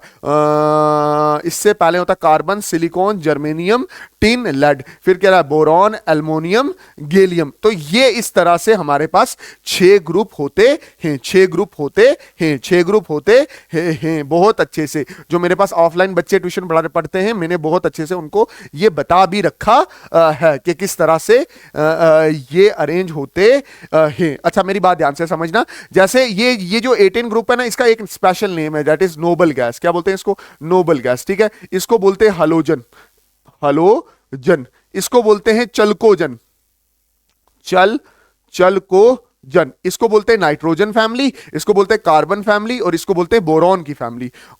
BF मतलब बोरॉन की फैमिली, CF मतलब कार्बन की फैमिली, N मतलब नाइट्रोजन की फैमिली। इस तरह से बताया जाता है। और इसमें मेटल्स भी होते हैं, नॉन मेटल्स भी होते हैं, और मेटालॉइड भी होते हैं, मेटालॉइड भी होते हैं। ये चीज भी आप अपने दिमाग में रखोगे, ठीक है। ये यही बताया हुआ है कि ये नोबल गैस है, ये चलकोजन्स हैं, हालोजन्स क्या होते हैं। उसके बाद है D block elements. D block elements कौन से होंगे? जिनमें लास्ट इलेक्ट्रॉन डी सबशेल में जाता है। जैसे स्कैंडियम है हमारे पास 21, इसको कैसे लिखेंगे? 1s2 2s2 2p6 3s2 3p6 4s2 और 3d1। लास्ट इलेक्ट्रॉन 3d में गया है, तो ये सारे किस में होंगे? That is D block element में होंगे। ये सारे के सारे मेटल होते हैं, ठीक है। ये मेटल होते हैं, अच्छा मेटल होते हैं। और साथ में इसकी ऑक्सीडेशन स्टेट वेरिएबल होती है। मतलब ये ऑक्सीडेशन स्टेट के बहुत तरह बता सकते हैं। और मतलब ये सेकंड ब्लॉक आता है। पहले एस ब्लॉक के 2 ग्रुप होते हैं, फिर डी ब्लॉक के आते हैं कितने? 10 ग्रुप, ठीक है। जैसे मैं अभी बना के बता रहा हूं, scandium, titanium, vanadium, chromium, manganese, iron, cobalt, निकल, कॉपर और जिंक, ठीक है। ऐसे ग्रुप नीचे जाता है। 1 2 3 4 5 6 7 8 9 और 10 ग्रुप होते हैं इसके, ठीक है। और ये सारे के सारे मेटल होते हैं। और इस तरफ भी मेटल हैं, ये भी मेटल हैं, और इधर से मेटल के बाद आते हैं पी ब्लॉक जो नॉन मेटल होते हैं। तो ये चेंज शो करते हैं, इसलिए ये क्या होता है? ट्रांसिशनल एलिमेंट्स बोलते हैं इनको, ठीक है। ये चीज आप अपने ध्यान में रखोगे। फिर इसके बाद क्या लेक्चर बोरिंग ना हो, मतलब ये बहुत सारे इलेक्ट्रॉन लूज करते हैं। मेटल हैं तो इलेक्ट्रॉन लूज करते होंगे। मेटल की सबसे बड़ी खास बात क्या होती है? मेटल वो सब्सटेंस होता है जो इलेक्ट्रॉन को क्या करता है? लूज कर देता है। तो अगर ध्यान से देखो तो ये मैग्नीज है, तो इसकी बहुत सारी इलेक्ट्रॉनिक मतलब इसके बहुत सारे इलेक्ट्रॉन लूज कर सकता है। +2 आ सकता है, +3 हो सकता है, +4 आ सकता है, +7। तो ये वेरिएबल ऑक्सीडेशन स्टेट बनाते हैं, ये अलॉय की फॉर्मेशन करते हैं, ये कैटलिस्ट की तरह यूज हो सकते हैं। यहां पे ये वाला जो यूज हो चुका है ये आ गया दैट इज एफ ब्लॉक के लिए, ठीक है। बट मैं आपको थोड़ा सा पीछे ले चलूंगा और मैं आपको थोड़ा सा बताऊंगा कि ये आप ध्यान से देखो तो ये एस ब्लॉक के 2 ग्रुप हैं, ये हमारे पास दैट इज 10 ग्रुप आ जाते हैं किसके, ये 10 ग्रुप आ जाते हैं किसके, ये 10 ग्रुप आ जाते हैं दैट इज डी ब्लॉक के, that is scandium, titanium, vanadium, chromium, manganese, iron, cobalt, निकल, कपर, जिंक। और ये वाला जो एंड वाला, ये वाला जो एंड वाला पोर्शन है, ये वाला जिसके 6 ग्रुप हैं, ये आ जाते हैं किसके, ये 6 ग्रुप आते हैं हमारे पी ब्लॉक के। और इसके बाद ये जो 2 लेटे हुए ग्रुप हैं, ये जो 2 लेटे हुए ग्रुप हैं, ये जो 2 लेटे हुए ग्रुप हैं, ये हमारे पास एफ ब्लॉक है। और एफ ब्लॉक निकले कहां से हैं, ये यहां से निकले हैं, ये यहां से, मतलब ये डी ब्लॉक के ही बच्चे हैं। एफ ब्लॉक किसके बच्चे हैं, डी ब्लॉक के ही बच्चे हैं। यहां से 57 से लेकर 70, देखो 57 से लेकर 71 तक गायब है। वो कौन से, ये देखो 57 से लेकर 71 तक, ठीक है, लैंथनम से लेकर ल्यूटेनियम तक, ठीक है। फिर ये एक्टिनियम से लेकर लॉरेंशियम तक, ठीक है। ये नाम याद कर लेना और एटॉमिक नंबर भी याद कर लेना कि लैंथेनाइड और एक्टिनाइड्स कहां से निकले हुए हैं, ये डी ब्लॉक से ही निकले हुए, ठीक है। होप आपको इतनी बात समझ आई होगी, ठीक। उसके बाद ध्यान से देखना कि एक चीज इधर ध्यान से देख लो कि जो जर्नल इलेक्ट्रॉनिक कॉन्फ़िगरेशन होती है ना किसकी, डी ब्लॉक की, तो डी ब्लॉक की जर्नल इलेक्ट्रॉनिक कॉन्फ़िगरेशन ये है, क्या है, अगर आप ध्यान से देखो, ये मेरे पास क्या है, that is an S, zero भी हो सकता है, 0 भी हो सकता है, 2 भी हो सकता है, मतलब 0 से लेकर 2 के बीच में कुछ भी होगा। और D के साथ है वो n से 1 कम है, मतलब 4 से 1 कम है, तो n-1 कहां से कहां, D 1 से लेकर 10 तक, ये जर्नल इलेक्ट्रॉनिक कॉन्फ़िगरेशन किसकी है, D ब्लॉक एलिमेंट की है, ठीक। उसी तरह से F ब्लॉक कौन से होते हैं, आराम से सुनना, F ब्लॉक एलिमेंट्स वो होते हैं जिसमें लास्ट इलेक्ट्रॉन F सबशेल में इंटर करे। जैसे कि आप कोई भी एलिमेंट उठा लो, जैसे मैं गडोलियम उठाता हूं 64 की इलेक्ट्रॉनिक कॉन्फ़िगरेशन लिखता हूं, तो गडोलियम 64 है, तो मैं इसको थोड़ा अच्छा करता हूं, 1s2 2s2 2p6 है ना, 3s2 3p6 3d10, ठीक है, 4s2 4p6 4d10 4f14 है ना, 5s2 5p6 5d10 5f14, ठीक है। ये मैंने आपको अफबा रूल सिखाया होता पहले, 6x2 6p6 6d10 6f14, ठीक है, 7s2 7p6 7d10 and 7f14, 64 ध्यान से देखना, 64 ध्यान से देखना, 1s2 2s2, तो 2 4 6 10 2 12 12 6 18 18 2 20, ये हमारे पास 20 पूरे हो गए, 20, ये 30 36 और 38 पूरे हो गए, ठीक है। मैं ये इसलिए लिख रहा हूं क्योंकि बाद में मैं बीच में कहीं बोलूं तो मुझे वापस ना पीछे जाना पड़े। 38 10 48 48 और 6 54, 54 यहां पूरे हो गए, ठीक है। 54 और 2 कितने हो गए, 56 हो गए। मुझे कितने चाहिए, यहां पे 56 से मुझे 64 चाहिए, 64 चाहिए तो कितने और ऐड करूं मैं यहां पे, तो यहां पे आप देखो लास्ट में क्या आ रहा, 4f, यहां पे 6 4 4 4, यहां पे 4f14 4f8 आ रहा, तो लास्ट में इलेक्ट्रॉनिक कॉन्फ़िगरेशन, लास्ट में इलेक्ट्रॉन f में ऑर्बिटल में इंटर कर रहा है, तो इसलिए गडोलियम f ब्लॉक एलिमेंट है। मैं अभी बता चुका हूं कि ये ट्रांजिशन एलिमेंट से ही निकले हैं, इसलिए इनका नाम क्या है, इनर ट्रांजिशन एलिमेंट। इसकी 2 सीरीज हैं, एक है लैंथेनाइड, एक है एक्टिनाइड। लैंथेनाइड सीरियम 58 से शुरू होती है और ल्यूटेनियम 71 पे खत्म होती है, और ये थोरियम से शुरू होती है और लॉरेंशियम पे खत्म हो जाती है। ये सारे के सारे क्या हैं, मेटल हैं, ये सारे के सारे क्या हैं, मेटल हैं, ठीक है। ये कैटलिस्ट की तरह यूज होते हैं। अच्छा, ये कैटलिस्ट मतलब रिएक्शन को तेज करने में यूज होते हैं, ठीक है। ये भी वेरिएबल ऑक्सीडेशन स्टेट शो करते हैं, +2 +2 +3 +5 +6, इस तरह से ऑक्सीडेशन स्टेट शो करते हैं। ऑक्सीडेशन स्टेट मतलब कितने इलेक्ट्रॉन उन्होंने लूज किए हैं, यहां पे 2 इलेक्ट्रॉन लूज हुए हैं, यहां पे 3, यहां पे 5, वहां पे 6, यहां पे 7। और एक चीज और याद में रखना, क्या कि भाई अगर आप ध्यान से देखो इसकी जर्नल इलेक्ट्रॉनिक कॉन्फ़िगरेशन क्या, अच्छा, जो F ब्लॉक की जर्नल इलेक्ट्रॉनिक कॉन्फ़िगरेशन है वो क्या है, दैट इज NS2F1 से लेकर 14 तक। अब देखो ना, यहां पे 6x2 है ना, देखो ये NS2, n की वैल्यू यहां पे क्या आई थी, 6 आई थी, और जो F है वो 6 से 2 कम है, तो मतलब 4 आया, मतलब n-2, मतलब अगर आप इसको 6 रखो तो यहां पे क्या 6 - 2, और ये वाली चीज ये दर्शाती है कि ये डी ब्लॉक में से ही लिया हुआ है, और डी ब्लॉक का फर्स्ट ग्रुप और मॉडर्न पीरियोडिक टेबल के तीसरे ग्रुप से लिया हुआ है। वेरी गुड, बहुत अच्छे सर, मुझे बहुत अच्छे से ये चीज समझ आई है। ठीक है, अच्छा, ये कुछ होता है trans uranium element. Trans uranium element क्या होता है, ध्यान से समझना। Many of the actinide element have been made only in a nanograms quantities are even less by a nuclear reaction and their chemistry is not fully study. These elements after the uranium are called the trans uranium element. Trans uranium element वो वाले elements होते हैं जो uranium के बाद में आते हैं और उनकी कुछ ही क्वांटिटी हम सिंथेसाइज करते हैं फॉर स्टडी, और इसकी स्टडीज इतनी ज्यादा हमें पता नहीं है। Position of element in a periodic table, हमें पोजीशन किस तरह से पता चलती है किसी भी एलिमेंट की पीरियोडिक टेबल में, तो इसके लिए थोड़ा सा आप दिमाग खुला रखेंगे। जैसे मैं आपको करके बताता हूं, जैसे एस ब्लॉक के एलिमेंट के लिए आपने क्या करना है, एस ब्लॉक के लिए कोई भी उठाओ। एस ब्लॉक के लिए मैंने लिथियम उठाया, लिथियम 3 है, उसकी सबसे पहले इलेक्ट्रॉनिक कॉन्फ़िगरेशन लिखो। इलेक्ट्रॉनिक कॉन्फ़िगरेशन मतलब इलेक्ट्रॉनिक कॉन्फ़िगरेशन ही डिसाइड करेगी कि इस एलिमेंट की पोजीशन क्या होगी पीरियोडिक टेबल में, ये एलिमेंट पीरियोडिक टेबल में कहां रखा जाएगा। पहली बात याद रखना कि जो ये पहला नंबर होगा, ये सबसे बड़ा नंबर है, ये इसका क्या बताएगा, पीरियड बताएगा। ये इसका क्या बताएगा, पीरियड बताएगा। ये पहला नंबर इसका पीरियड, पीरियड क्या है 2। ब्लॉक लास्ट किस में गया, लास्ट किस में गया, तो इसका ब्लॉक क्या आ जाएगा, दैट इज एस ब्लॉक। ठीक है, और लास्ट इलेक्ट्रॉन किस में इंटर किया, लास्ट इलेक्ट्रॉन किस में इंटर किया, एस सब शेल में, तो ब्लॉक कौन सा हो गया, एस ब्लॉक। कितने इलेक्ट्रॉन इंटर किए, तो वो उसका हो गया ग्रुप, ग्रुप कौन सा हो गया, फर्स्ट ग्रुप हो गया। ये इसकी पोजीशन होगी। 2 मिनट के लिए आप इधर देखना, ध्यान से अच्छे से समझने की कोशिश करना, मैं आपको बताता हूं periodic table. Discipline tool subject, ठीक है, पीरियोडिक टेबल देखो।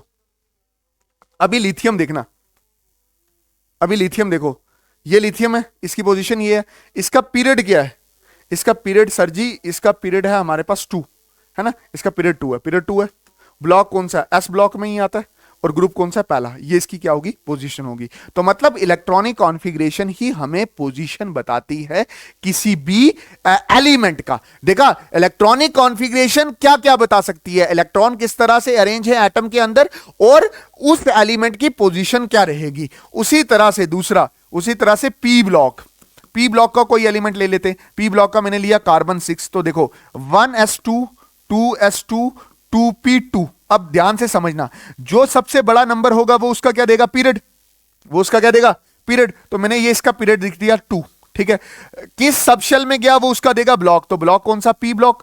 और कितने इलेक्ट्रॉन लास्ट में गए वो उसका ग्रुप है, तो ग्रुप है ये दूसरा, ये ग्रुप दूसरा किसका, पी ब्लॉक का दूसरा ग्रुप है। बट अगर पीरियोडिक टेबल में देखा जाए तो पी ब्लॉक से पहले 2 ग्रुप एस ब्लॉक के खत्म हो जाते हैं, और 10 ग्रुप डी ब्लॉक के खत्म हो जाते हैं, और 2 इसके। तो अगर मैं मॉडर्न पीरियोडिक टेबल की बात करूं तो इसका ग्रुप कौन सा होगा, 14।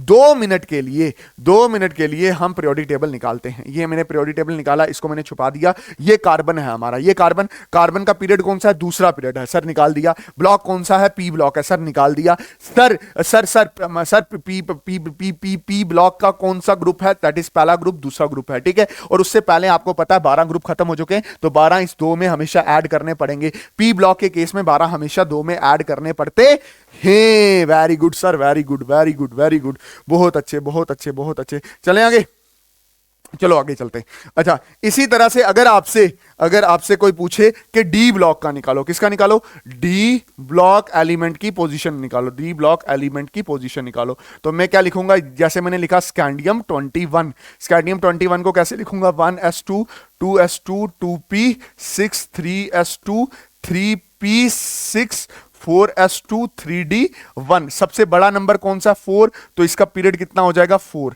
ठीक है, देख लो पीरियड, स्कैंडियम का पीरियड कौन सा है, स्कैंडियम का पीरियड कौन सा है, 4 है। ठीक है, दिख रहा है ना, अंधे तो नहीं है ना, पीरियड का आंसर 4। अच्छा, लास्ट में कहां इलेक्ट्रॉन किया गया, तो ब्लॉक कौन सा हो गया, ब्लॉक इसका ब्लॉक इसका ब्लॉक डी हो गया, क्योंकि लास्ट कौन सी सबशेल है, डी सबशेल है। कितने इलेक्ट्रॉन गए हैं, एक, तो ग्रुप कौन सा हुआ, एक। ये एक ग्रुप कौन सा, डी ब्लॉक का। बट आपको पता है उससे पहले दो सब उसके खत्म हो चुके हैं, 2+1 इज इक्वल टू 3। ये मॉडर्न पीरियोडिक टेबल का क्या रहेगा, ये मॉडर्न पीरियोडिक टेबल का क्या रहेगा, मॉडर्न पीरियोडिक टेबल का क्या रहेगा, ग्रुप कितना रहेगा, तीसरा। देख लो, पहला, दूसरा और तीसरा ग्रुप रहेगा, ठीक है। अच्छा, एफ ब्लॉक का थोड़ा ध्यान से अच्छे से कर लेना। एफ ब्लॉक का कैसे पूछता है, ध्यान से देखना। जैसे एफ ब्लॉक में आप ध्यान से देखो, जैसे मेरे पास गडोलियम है 64। अब एफ ब्लॉक में आपको पता है कि लास्ट इलेक्ट्रॉन कहां इंटर किया। अब आराम से सुनना, गडोलियम गडोलियम गडोलियम गडोलियम गडोलियम, अगर आप इसकी इलेक्ट्रॉनिक कॉन्फ़िगरेशन देखो, इसकी इलेक्ट्रॉनिक कॉन्फ़िगरेशन देखो, मैं करके देखता हूं। जैसे 1s2 2s2 2p6 3s2 3p6 3d10। Lecture लंबा ना हो जाए इसलिए मुझे थोड़ा डर रहता है, तो 4p6 4d10, क्योंकि बहुत सारे बच्चे सिर्फ वो नंबर ही देख के, मतलब क्या बोलते हैं उसको, बोलते हैं 1 घंटे का, यार 1 घंटे का तो देख लेते हैं, 1.5 घंटे का तो मतलब 1.5 घंटे का नहीं देखते। ये नहीं है, जितना लंबा लेक्चर होगा उतना अच्छे से आपको समझ आएगा, ठीक है, उतने अच्छे से आप मेरे से बात कर पाओगे। कमेंट सेक्शन में पक्का कमेंट, वो क्या बोलते हैं उसको, डाउट्स पूछना, या मेरे नंबर पे कांटेक्ट करना, नंबर मैंने आपको दे दिया है, ठीक है।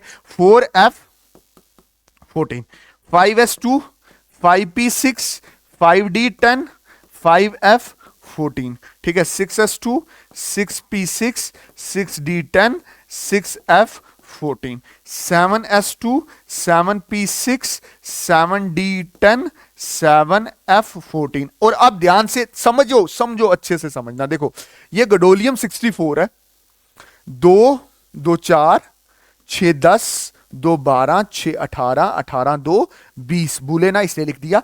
30 36 38 बुलेना इसलिए लिख दिया। 38 10 48 48 6 48 6 54 और 2 56 बुलेना इसलिए लिख दिया। और यहां पे आया 4 ऐड करोगे, 8 ऐड करोगे, है ना।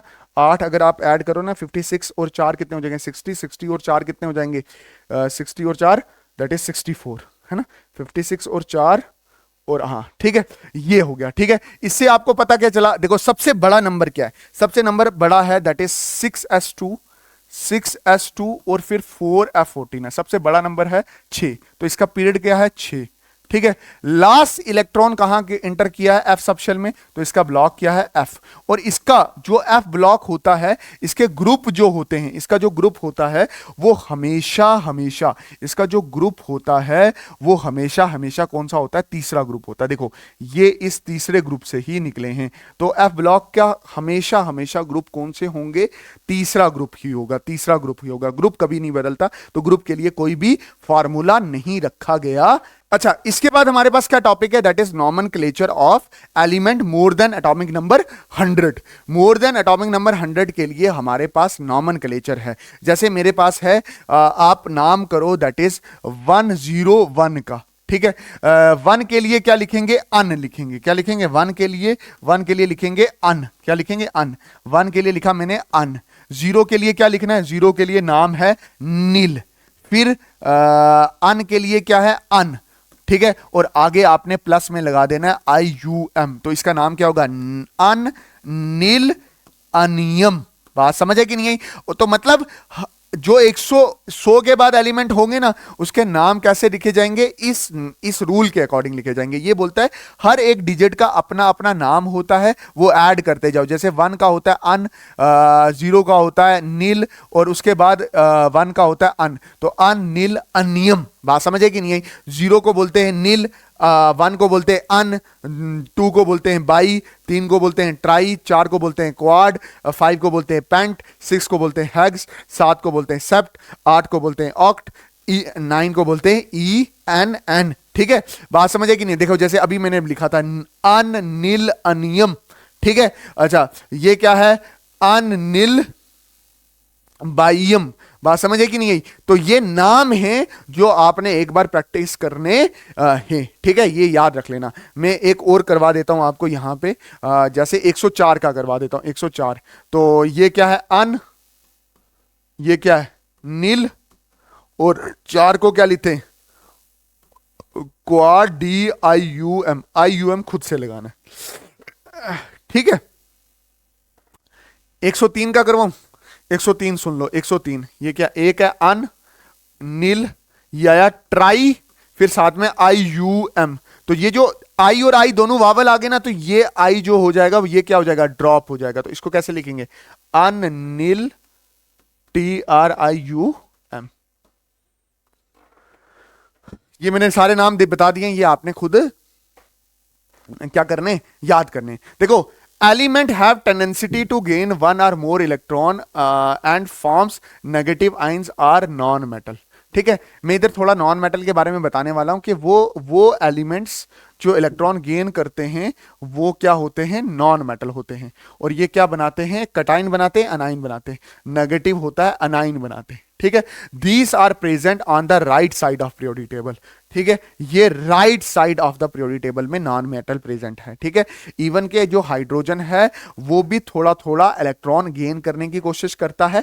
इसलिए मैंने आपको बोला था कि हाइड्रोजन की पोजीशन अभी भी क्लियर नहीं है, क्योंकि इसकी कुछ प्रॉपर्टी इधर हाइड्रोजन के साथ मिलती है। ठीक है, अच्छा एक चीज और याद रखना, ये यहां पे लिखा हो ना, these are also a electronegative elements. Electronegative elements का मतलब क्या हो गया, जो इलेक्ट्रॉन के साथ प्यार करते हैं।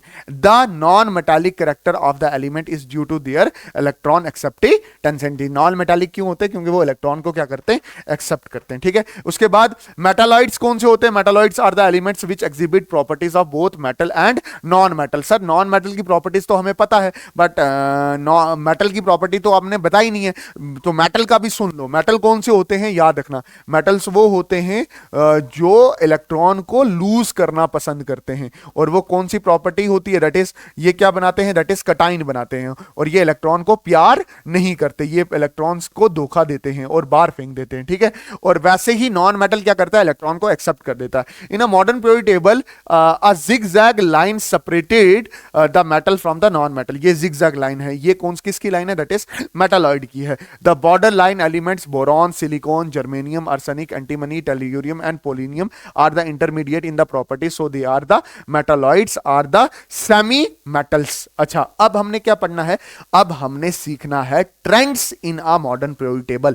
ट्रेंड्स कौन कौन से हैं, ट्रेंड्स का मतलब होता है कि कुछ फिजिकल प्रॉपर्टीज हैं एलिमेंट्स की जो बदलती हैं, को उसको ट्रेंड्स बोलते हैं। कौन कौन सी फिजिकल प्रॉपर्टी बदलती है, atomic size, ionisation energy, electron gain enthalpy, electronegativity, electropositivity, metallic character, non metallic character. हालांकि इलेक्ट्रोनेगेटिविटी ही मेटालिक कैरेक्टर है। ठीक है, इलेक्ट्रोपॉजिटिविटी ही नॉन मेटालिक कैरेक्टर है। अगर आप एक चीज अच्छे से समझ गए ना, खुदा की कसम आपको ये सारे ट्रेंड्स अच्छे से आ जाएंगे। तो आपने सिर्फ एटॉमिक साइज अच्छे से सीखना है, बाकी सारे ट्रेंड्स आपको खुद ब खुद आ जाने वाले हैं। ये हमारे पास कुछ पीरियोडिक ट्रेंड रहे और इसमें हम अब पढ़ रहे हैं that is atomic size. Atomic size का मतलब है that is size of an atom. और एटम आपको पता है कि स्फेरिकल होता है और उसका साइज डिटरमाइन कौन करेगा, उसका साइज डिटरमाइन करेगा उसका रेडियस। जिसका रेडियस ज्यादा होता है एटम का, उसका साइज बड़ा होता है। बट अगर आप ध्यान से देखो तो एटम खुद कितना छोटा है।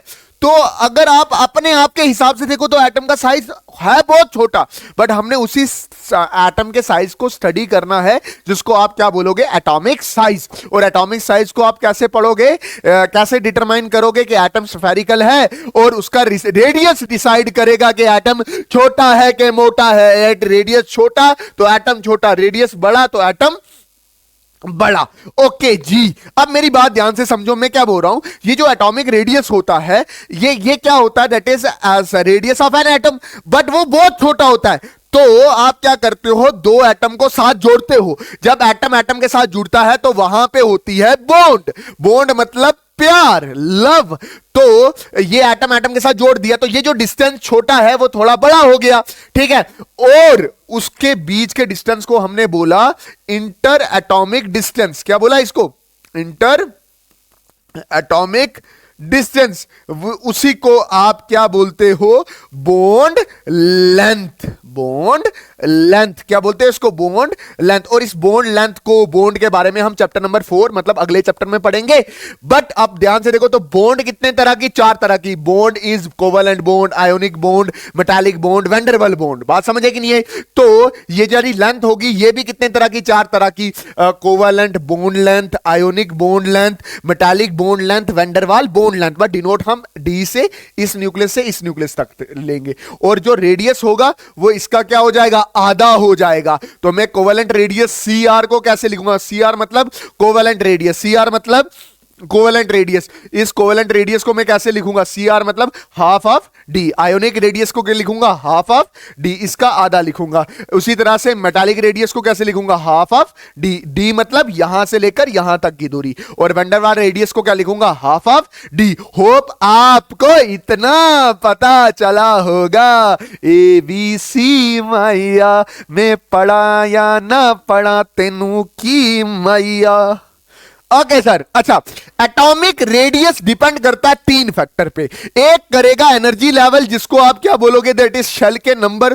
दूसरा करेगा नंबर ऑफ प्रोटॉन मतलब Z पे, Z मतलब एटॉमिक नंबर पे। और तीसरा करेगा शील्डिंग या ब्लॉकिंग इफेक्ट या स्क्रीनिंग इफेक्ट पे। तो पहला क्या है, नंबर ऑफ शेल। अगर आप ध्यान से देखो, जैसे ही किसी भी पीरियोडिक टेबल में नंबर ऑफ शेल बढ़ते हैं, जैसे आप ग्रुप फर्स्ट लो हाइड्रोजन से लिथियम में आओ, एटॉमिक नंबर 1 है, तो इसमें एक ही इलेक्ट्रॉन घूम रहा होगा, दैट इज 1। इसकी इलेक्ट्रॉनिक कॉन्फ़िगरेशन इसमें 3 है, तो 2, 1। पहली शेल में 2 इलेक्ट्रॉन और उसमें 2। तो जैसे शेल बढ़ेगा तो एटॉमिक रेडियस बढ़ेगा। मतलब शेल बढ़ने पे एटॉमिक रेडियस बढ़ता है, ये ध्यान में रखना। शेल बढ़ने पे इलेक्ट्रॉन एटम से दूर जाता है, उसका रेडियस बड़ा हो जाता है। फिर क्या, charge on nucleus. Charge on nucleus का मतलब हो गया कि इस न्यूक्लियस पे कितना पॉजिटिव चार्ज है। वो डिपेंड करता है नंबर ऑफ प्रोटॉन पे, जिसको Z इफेक्टिव भी बोलते हैं। इधर 3 पॉजिटिव है क्योंकि इसका एटॉमिक नंबर 3 है। लिथियम का एटॉमिक नंबर 3 पॉजिटिव। और बेरिलियम का एटॉमिक नंबर क्या, 4। तो यहां पे कितना होगा, 4 पॉजिटिव। 4 पॉजिटिव 4 इलेक्ट्रॉन को पास ले आएगा। ये साइज छोटा हो जाएगा और ये साइज बड़ा हो जाएगा। छोटा एटम इलेक्ट्रॉन से ज्यादा प्यार करता है, ये दिमाग में रखना लेना, आगे भी काम आ जाएगा। बात समझे कि नहीं? और ये वाला तब लगाओगे जब शेल कांस्टेंट होंगी। यहां पे 2 शेल। आपने देखा यहां पे नंबर ऑफ प्रोटॉन 3 है, नंबर ऑफ प्रोटॉन 4 है, तो इसका साइज क्या हो जाएगा, छोटा हो जाएगा। ठीक है, तो ये चीज याद रख लेना, Z बढ़ने से एटॉमिक साइज छोटा हो जाता। इसी तरह से होता है स्क्रीनिंग इफेक्ट या शील्डिंग इफेक्ट। स्क्रीनिंग इफेक्ट या शील्डिंग इफेक्ट क्या होता है, ये होता है the outer most electron is shield by the inner most electron. क्या होता है कि जो बाहर वाला इलेक्ट्रॉन होता है, इसको अंदर वाले इलेक्ट्रॉन रिपेल करते हैं और इसको अच्छे से पॉजिटिव के चार्ज के इन्फ्लुएंस में नहीं आने देते। मतलब जितना इलेक्ट्रॉन इसको खींच सकता था उतना खींच नहीं देता, ये थोड़ा बाहर की तरफ हो जाता है। इसकी वजह से भी साइज क्या हो जाता है, बढ़ जाता है। स्क्रीन आने की वजह से एटॉमिक का साइज बढ़ गया। ये देखो, इधर कोई स्क्रीन नहीं है, इधर कोई स्क्रीन नहीं है, तो ये डायरेक्टली इसके कांटेक्ट में है। बट बाहर जहां पे स्क्रीन आ गई तो ये वाला इसके कांटेक्ट में नहीं होगा। तो स्क्रीनिंग इफेक्ट से एटॉमिक साइज बढ़ता है। एक चीज ध्यान में रखो, जैसे देखना एटॉमिक साइज का ट्रेंड, पीरियड में देखो, पीरियड में एक ले लो, lithium, beryllium, boron, carbon, nitrogen, oxygen, fluorine. ये साइज क्या होता है, कम होता है। पीरियड में एटॉमिक साइज क्या होता है, कम होता है। मैं आपको समझा देता हूं, ध्यान से समझना। ये देखो, lithium, beryllium, boron, carbon, nitrogen, oxygen, fluorine, neon. अगर आप देखो तो लिथियम का साइज बड़ा होगा, बेरिलियम का छोटा, फिर और छोटा, फिर और छोटा, फिर और छोटा, फिर और छोटा, फिर और छोटा, फिर बिल्कुल पिद्दू। तो यहां से इधर जाने पे साइज क्या होता है, कम होता है। वो साइज क्यों कम हो जाता है ट्रेंड्स में, क्योंकि आप ध्यान से देखो, ये मेरे पास लिथियम है, लिथियम 3 एटॉमिक नंबर, उसका अगला क्या है, बेरिलियम, ये कितना 3, ये कितना 4। इसकी इलेक्ट्रॉनिक कॉन्फ़िगरेशन 2,1, इसकी इलेक्ट्रॉनिक कॉन्फ़िगरेशन 2,2। शेल कांस्टेंट है, शेल क्या है, कांस्टेंट है। पहली शेल में 2 इलेक्ट्रॉन है और फिर कितने, 1 इलेक्ट्रॉन है। फिर जैसे ही आप आगे बढ़ते हो तो ये पॉजिटिव चार्ज बढ़ जाता है। इसमें 3 पॉजिटिव चार्ज था, इसमें +4 पॉजिटिव चार्ज था। जो इलेक्ट्रॉन को क्या करेगा, अपने पास ज्यादा खींचेगा। तो जो पीरियड में पहला एलिमेंट होगा, लिथियम का साइज बड़ा होगा, फिर कम, फिर कम, फिर कम, फिर और कम होता जाएगा। होप आपको ये वाली चीज समझ आई होगी। और जैसे जैसे आप नीचे उतरते हो, मतलब अगर आप ग्रुप्स में नीचे उतरते हो, पीरियड में छोटा होता रहता है, ग्रुप्स में जब आप नीचे उतरते हो तब साइज क्या हो जाता है, बड़ा हो जाता है, क्योंकि नंबर ऑफ शेल बढ़ते हैं, क्योंकि नंबर ऑफ शेल क्या करते हैं, बढ़ते हैं। ध्यान से देखो, जैसे ये हाइड्रोजन का छोटा है, फिर बड़ा बड़ा बड़ा बड़ा बड़ा बड़ा बड़ा, क्योंकि शेल बढ़ते हैं। मैं आपको यहां पे थोड़ा सा ये मैंने आपको पीरियड के लिए समझाया था, ठीक है। अब मैं आपको किसके लिए समझा रहा हूं, किसके लिए समझा रहा हूं, दैट इज ग्रुप्स के लिए समझा रहा हूं, ठीक।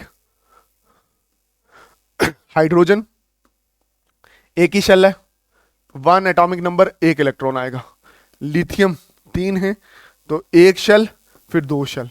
तो जब आप नीचे आते हो तो उसका शेल बढ़ता है और उसका साइज भी क्या करता है, बढ़ता है, ठीक है। नीचे आने पे साइज बड़ा होता है। तो आप ध्यान से देखा जाए, अगर आप पीरियड में चलो, लिथियम का साइज बड़ा है और फ्लोरीन का साइज क्या है, बिल्कुल छोटा है। और अगर आप ग्रुप में नीचे आओ, लिथियम का साइज छोटा है और सीजियम का साइज क्या है, बड़ा है, ये याद रख लेना, ठीक है। उसके बाद है size of cation and anion. Size of cation and anion, cation क्या होता है, जब कोई भी एलिमेंट अपना इलेक्ट्रॉन लूज कर देता है। जैसे ये एलिमेंट है सोडियम 11, ठीक है, 2,8,1, इसने एक इलेक्ट्रॉन लूज कर दिया, तो ये क्या हो गया, 2,8। इसकी पहले 3 शेल थी, अब कितनी शेल होगी, 2।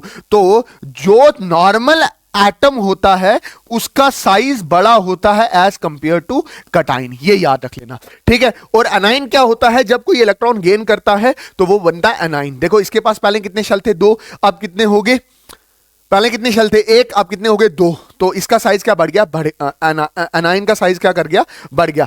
कभी भी आपको ये सवाल आ जाए कि O2 नेगेटिव बड़ा होगा, O नेगेटिव बड़ा होगा, सोडियम बड़ा होगा, या सोडियम पॉजिटिव बड़ा हो जाएगा, या मैग्नीशियम 2 पॉजिटिव बड़ा होगा, तो आप सीधा क्या लिखोगे कि अनाइंस बड़े होते हैं हमेशा, फिर एटम होते हैं, और फिर कैटाइंस क्या होते हैं, छोटे। देखो अनाइन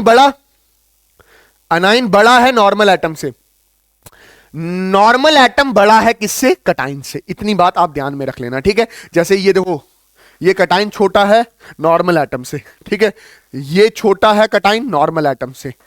अनाइन बड़ा है नॉर्मल एटम से, अनाइन बड़ा है नॉर्मल एटम से, कैटाइन हमेशा क्या होता है, छोटा होता है। होप आपको इस चीज की क्लियरिटी होगी। अब आता है क्या, दैट इज दूसरी पीरियोडिक ट्रेंड आता है, दैट इज आयोनाइजेशन एनर्जी। दूसरा पीरियोडिक ट्रेंड क्या आता है, दैट इज आयोनाइजेशन एनर्जी। क्या आता है, दैट इज आयोनाइजेशन एनर्जी। एक बात ध्यान में रखना, अगर आपको एटॉमिक साइज क्लियर है तो आयोनाइजेशन एनर्जी में कोई भी दिक्कत नहीं आने वाली। आयोनाइजेशन एनर्जी क्या होता है, the energy needed to remove the electron from an atom. जैसे ये मेरे पास कोई एटम है, ठीक है, ये मेरे पास किसका एटम है, ये 1 2 3 4 5 6 कार्बन 6 है, ठीक है। इसमें से जो इलेक्ट्रॉन निकालने में, यहां से इलेक्ट्रॉन उखाड़ने में जो एनर्जी लगेगी उसको क्या बोलेंगे, दैट इज आयोनाइजेशन एनर्जी। ये लगती है, यहां से एनर्जी लगती है। तो आयोनाइजेशन हमेशा क्या होती है, एंडोथर्मिक प्रोसेस है। एंडोथर्मिक प्रोसेस मतलब यहां पे एनर्जी लगती है। पीरियोडिक टेबल ट्रेंड्स, अभी मैं इस पे कोई बात नहीं करना चाहता, आगे चल के मैं बात करूंगा। अच्छा, कितनी चीजों पे डिपेंड करता है आयोनाइजेशन एनर्जी, एक साइज पे डिपेंड करता है, एक इलेक्ट्रॉन न्यूक्लियर चार्ज Z पे डिपेंड करता है, और एक स्टेबल इलेक्ट्रॉनिक कॉन्फ़िगरेशन पे डिपेंड करता है। देखो आराम से समझना, नंबर ऑफ शेल देखो, नंबर ऑफ शेल पे डिपेंड करेगा या साइज पे डिपेंड करेगा। खुद सोचो कि जब साइज बढ़ा, नंबर ऑफ शेल बढ़े, तो ये इलेक्ट्रॉन दूर हो गया, तो यहां से इलेक्ट्रॉन आसानी से निकल सकता है, यहां पे ज्यादा एनर्जी लगेगी। मतलब यहां पे अगर 100 एनर्जी लग रही है तो यहां पे 50 एनर्जी लग रही है, तो मतलब साइज बढ़ने पे आयोनाइजेशन एनर्जी क्या हो जाती है, कम हो जाती है, ठीक। उसके बाद देखो चार्ज बढ़ने पे, देखो जब चार्ज बढ़ता है, देखो चार्ज, देखो इसका चार्ज 3 पॉजिटिव है और उसका चार्ज कितना है, दैट इज 4 पॉजिटिव है। 4 पॉजिटिव इलेक्ट्रॉन को ज्यादा अच्छे से पकड़ के रखेगा, तो ज्यादा एनर्जी लगेगी ना, यहां पे ज्यादा एनर्जी लगेगी। यहां पे 100 लग रही है तो यहां पे 50 लग रही है, मतलब छोटे एटम पे ज्यादा इलेक्ट्रॉन को एनर्जी लगती है उखाड़ने में, ठीक है। तो क्योंकि ये छोटा एटम इसलिए क्योंकि इसका Z ज्यादा है, तो Z बढ़ने पे आयोनाइजेशन एनर्जी बढ़ती है। ठीक है। इसके बाद है स्क्रीनिंग इफेक्ट। स्क्रीनिंग इफेक्ट से क्या होता है, स्क्रीन आ जाती है और ये वाला इलेक्ट्रॉन क्या हो जाता है, इसके इन्फ्लुएंस में रहता नहीं है। तो स्क्रीनिंग इफेक्ट जब हो गई तो इलेक्ट्रॉन आसानी से निकल जाएगा। मतलब यहां पे कोई स्क्रीन नहीं है तो यहां पे 100 जूल लग रही है इसको निकालने में, यहां पे 50 जूल लग रहा है। तो जैसे ही स्क्रीन आती है उससे साइज बढ़ता है और बड़े साइज वाला आयोनाइजेशन एनर्जी उसकी क्या होती है, कम होती है। अच्छा, उसके बाद है इलेक्ट्रॉनिक कॉन्फ़िगरेशन। इलेक्ट्रॉनिक कॉन्फ़िगरेशन क्या होता है कि देखो कुछ एटम्स की इलेक्ट्रॉनिक कॉन्फ़िगरेशन क्या होती है, स्टेबल होती है। मतलब ये बहुत स्टेबल इलेक्ट्रॉनिक कॉन्फ़िगरेशन है। तो यहां पे आप इसके इलेक्ट्रॉन निकाल नहीं सकते क्योंकि यह अनस्टेबल की तरफ चले जाएगा। ठीक है, जहां पे यहां पे 10 जूल लगनी चाहिए थी, यहां पे 1 लाख जूल लग रही है एनर्जी। ठीक है, तो स्टेबल इलेक्ट्रॉनिक कॉन्फ़िगरेशन जैसे फुल्ली फील्ड या half field electronic configuration stable होती है, उसके केस में ज्यादा आयोनाइजेशन एनर्जी लगती है उनके इलेक्ट्रॉन निकालने पे। तो वो इलेक्ट्रॉनिक कॉन्फ़िगरेशन पे भी डिपेंड करता है। अच्छा सुनो, इधर मैं ट्रेंड्स की बात कर रहा हूं। देखो TRENDS, ट्रेंड्स। ट्रेंड्स में पहले ग्रुप की बात करूंगा। ग्रुप में सबसे पहले मैं हाइड्रोजन ले रहा हूं। हाइड्रोजन का एक एटॉमिक नंबर 1 तो एक ही इलेक्ट्रॉन है, ये न्यूक्लियस आ गया, ये इसका एक इलेक्ट्रॉन हो गया। ठीक, अब देखो फिर मैं इसके नीचे ग्रुप के नीचे लिथियम है, एटॉमिक नंबर 3 है, इलेक्ट्रॉनिक कॉन्फ़िगरेशन 2,1 है। इसका स्ट्रक्चर बनाऊं न्यूक्लियस, फिर 2 इलेक्ट्रॉन है और फिर 1 इलेक्ट्रॉन है। देखो ऊपर से नीचे आते वक्त साइज बढ़ गया। जब एटॉमिक साइज बढ़ा तो आपको पता है इलेक्ट्रॉन यहां से निकालना आसान है, तो आयोनाइजेशन एनर्जी नीचे आते वक्त क्या हो जाएगी, कम हो जाएगी। ये ट्रेंड याद रख लेना। ठीक है, उसके बाद पीरियड के साथ क्या होगा, अगर पीरियड में आप कैसे चलोगे, जैसे एक लिथियम है उसके बाद है बेरिलियम। ठीक, लिथियम और बेरिलियम में खास बात क्या, कॉमन बात क्या कि दोनों में शेल सेम है। दोनों में शेल सेम है तो यहां पे शेल वाला फैक्टर लगेगा नहीं, उधर एटॉमिक नंबर वाला फैक्टर लगेगा। अगर आप ध्यान से देखो इसके न्यूक्लियस में 3 प्रोटॉन है, बट इसके इधर 2 इलेक्ट्रॉन घूम रहे हैं और फिर 1 इलेक्ट्रॉन घूम रहे हैं। सर आपको कैसे पता चलता है, मुझे इसकी इलेक्ट्रॉनिक कॉन्फ़िगरेशन बड़े अच्छे से आती है। इसकी इलेक्ट्रॉनिक कॉन्फ़िगरेशन क्या होगी, 2,2। अच्छे से लिखूं तो इसके न्यूक्लियस में 4 प्रोटॉन है, फिर पहली शेल में 2 इलेक्ट्रॉन होंगे और फिर पॉजिटिव चार्ज ज्यादा है तो ये 2 इलेक्ट्रॉन और खींच के चले जाएंगे। तो यहां पे साइज छोटा हो गया। जब साइज छोटा हो गया तो इसमें ज्यादा एनर्जी लगेगी, मतलब यहां पे 100 जूल की एनर्जी लगेगी और यहां पे 50 जूल की एनर्जी लगेगी। मतलब जब आप इधर से इधर आते हो पीरियड में तो आयोनाइजेशन एनर्जी क्या करती है, बढ़ती है। बट कुछ ट्रेंड्स हैं जो याद रखने। देखो जब आप ये ग्रुप का बताया हुआ, ये किसका बताया हुआ, ग्रुप का। जब आप ग्रुप में नीचे आते हो, lithium, sodium, potassium, rubidium, caesium, तो नीचे आते वक्त उसका साइज क्या होता है, बढ़ता है और इलेक्ट्रॉन आसानी से नहीं निकलता। बट जब आप पीरियड में जाते हो तो साइज छोटा होता है। जैसे इसका साइज बड़ा है और इसका साइज छोटा है तो यहां से इलेक्ट्रॉन आराम से निकल जाते, मतलब यहां से इलेक्ट्रॉन टफ तरीके से निकलते हैं, ज्यादा एनर्जी लगती है। तो ये पीक पे है। बट यहां पे आपको 2 पीक और नजर आ रही हैं, ये बेरिलियम वाली पीक और नाइट्रोजन वाली पीक। क्यों, क्योंकि बेरिलियम, अगर आप ध्यान से देखो, बेरिलियम का एटॉमिक नंबर है 4, तो कैसे लिखोगे 1s2 2s2। तो ये फुल्ली फिल्ड एटॉमिक ऑर्बिटल है, यहां से इलेक्ट्रॉन निकालना मुश्किल है तो ज्यादा एनर्जी लगेगी इलेक्ट्रॉन निकालने में। और नाइट्रोजन है 7, तो ये कितना है 1s2 2s2 2p3। तो यहां पे हाफ फील्ड एटॉमिक ऑर्बिटल है, यहां पे भी इलेक्ट्रॉन ज्यादा एनर्जी लगेगी। मतलब बेरिलियम और नाइट्रोजन के केस में इलेक्ट्रॉनिक कॉन्फ़िगरेशन डिसाइड करती है। उनके पास स्टेबल इलेक्ट्रॉनिक कॉन्फ़िगरेशन है चाचा, तभी उसके इलेक्ट्रॉन निकालने मुश्किल हो जाते हैं। बहुत अच्छे सर, बहुत अच्छे, बहुत अच्छे। अब है इलेक्ट्रॉन गेन एफिनिटी। ये बिल्कुल शॉर्ट दिया है आपकी बुक में, बट मैं आपको तब भी समझाने की कोशिश करूंगा।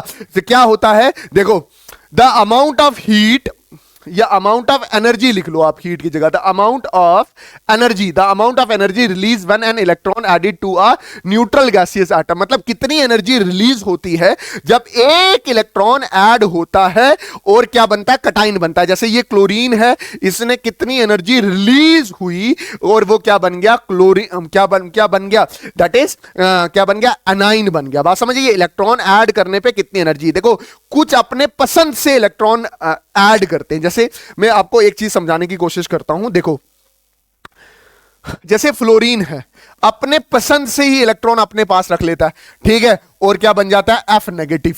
ठीक है। और या इस केस में एनर्जी क्या होती है, रिलीज होती है, एनर्जी रिलीज होती है। तो ये कौन सा प्रोसेस हुआ, ये हुआ दैट इज एक्सोथर्मिक। ये कौन सा प्रोसेस है, एक्सोथर्मिक। बट कुछ ऐसे एलिमेंट्स होते हैं, जैसे मैं आपको एल्युमिनियम की एग्जांपल दे देता हूं, यहां पे जबरदस्ती इलेक्ट्रॉन ऐड करवाना पड़ता है तभी वो Al नेगेटिव बनता है, क्योंकि ये मेटल है। और यहां पे आप एनर्जी दो के इसको ऐड करवाओगे तो इलेक्ट्रॉन गेन एंथैल्पी एंडोथर्मिक भी हो सकती है। बट जो आयोनाइजेशन एनर्जी थी वो हमेशा क्या होगी, दैट इज एंडोथर्मिक होगी, ठीक है।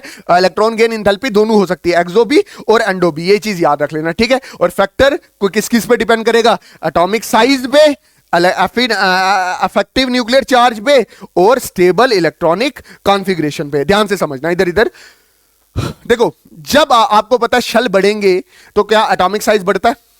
एटॉमिक साइज जब बढ़ता है तो इलेक्ट्रॉन दूर हो जाते हैं ना, इलेक्ट्रॉन दूर हो जाते तो क्या वहां पे इलेक्ट्रॉन आसानी से ऐड हो पाएगा, नहीं। तो क्या वहां पे उतनी एनर्जी निकलेगी, नो।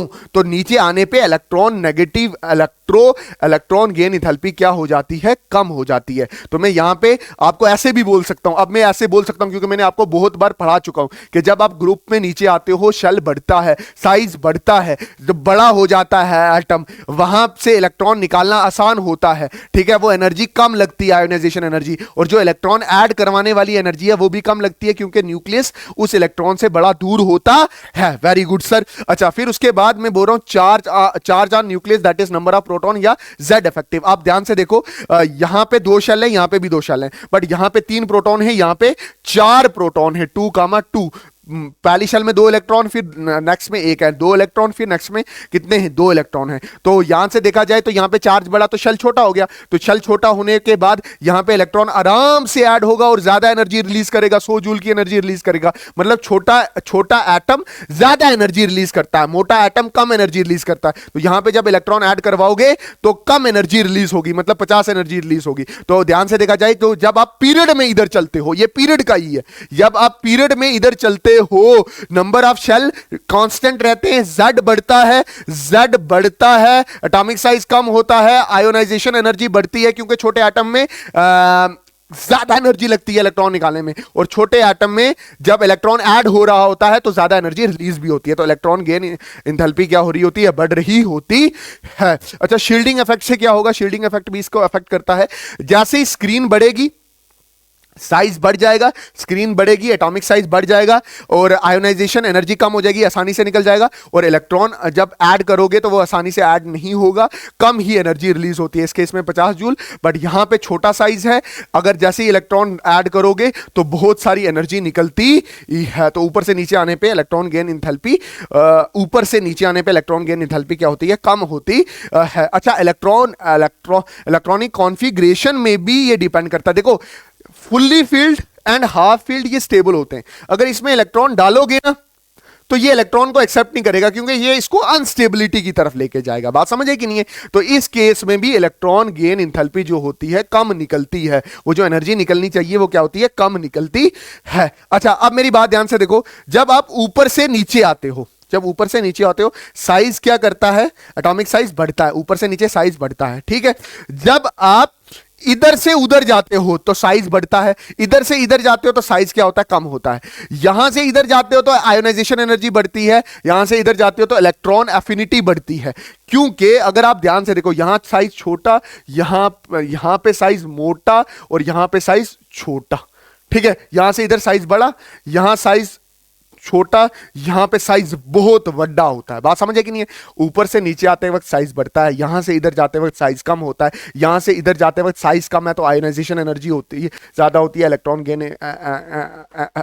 गेन एफिनिटी या इलेक्ट्रॉन गेन एंथैल्पी क्या होती है, ज्यादा होती है। मैंने अभी यही बताना था कि ऊपर से नीचे जाते वक्त इलेक्ट्रॉन गेन एंथैल्पी कम होती है और यहां से इधर आते वक्त इलेक्ट्रॉन गेन एंथैल्पी बढ़ती है, ये याद रख लेना, ठीक है। अच्छा, इलेक्ट्रोनेगेटिविटी, इसी को क्या बोला जाता है, that is non metallic character. ये क्या होता है, tendency to attract the shared pair of electron. मतलब एक ऐसी टेंडेंसी जिसमें जो इलेक्ट्रॉन बॉन्ड बनाने में यूज होते हैं उसको शेयर्ड कर लेना। क्लोरीन ज्यादा इलेक्ट्रोनेगेटिव है, डल नेगेटिव।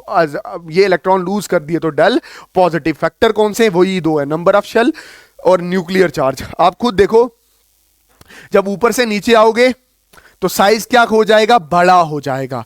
इलेक्ट्रॉन से वो हेड करेगा, तो ऊपर से नीचे आने पे साइज बढ़ता है, आयोनाइजेशन एनर्जी कम होती है, इलेक्ट्रॉन गेन इंथैल्पी कम होती है, और नॉन मेटालिक करैक्टर भी कम होता है, क्योंकि बड़ा एटम इलेक्ट्रॉन को लूज करना ज्यादा पसंद करता है, गेन करना पसंद नहीं करता। मतलब यही चीज आप किसके साथ देखोगे, ग्रुप में। ये ग्रुप में आप ऊपर से नीचे आओगे तो जो नॉन मेटालिक करैक्टर होगा वो क्या होगा, कम होगा, और इलेक्ट्रोनेगेटिविटी भी क्या होगी, कम होगी। होप आपको इतनी चीज समझ आई होगी। अच्छा देखो, जब आप देखते हो कि शेल कांस्टेंट हो और न्यूक्लियर चार्ज बढ़े, 3 पॉजिटिव से 4 पॉजिटिव हो जाए, तो साइज क्या हो जाएगा, बड़े से छोटा, बड़े से छोटा। आप ये चीज देख रहे हो कि अगर आपको एटॉमिक साइज की कंसेप्ट की समझ है तो यहां पे तो यहां पे आसानी हो जाए। साइज छोटा इलेक्ट्रॉन से ज्यादा प्यार करता है।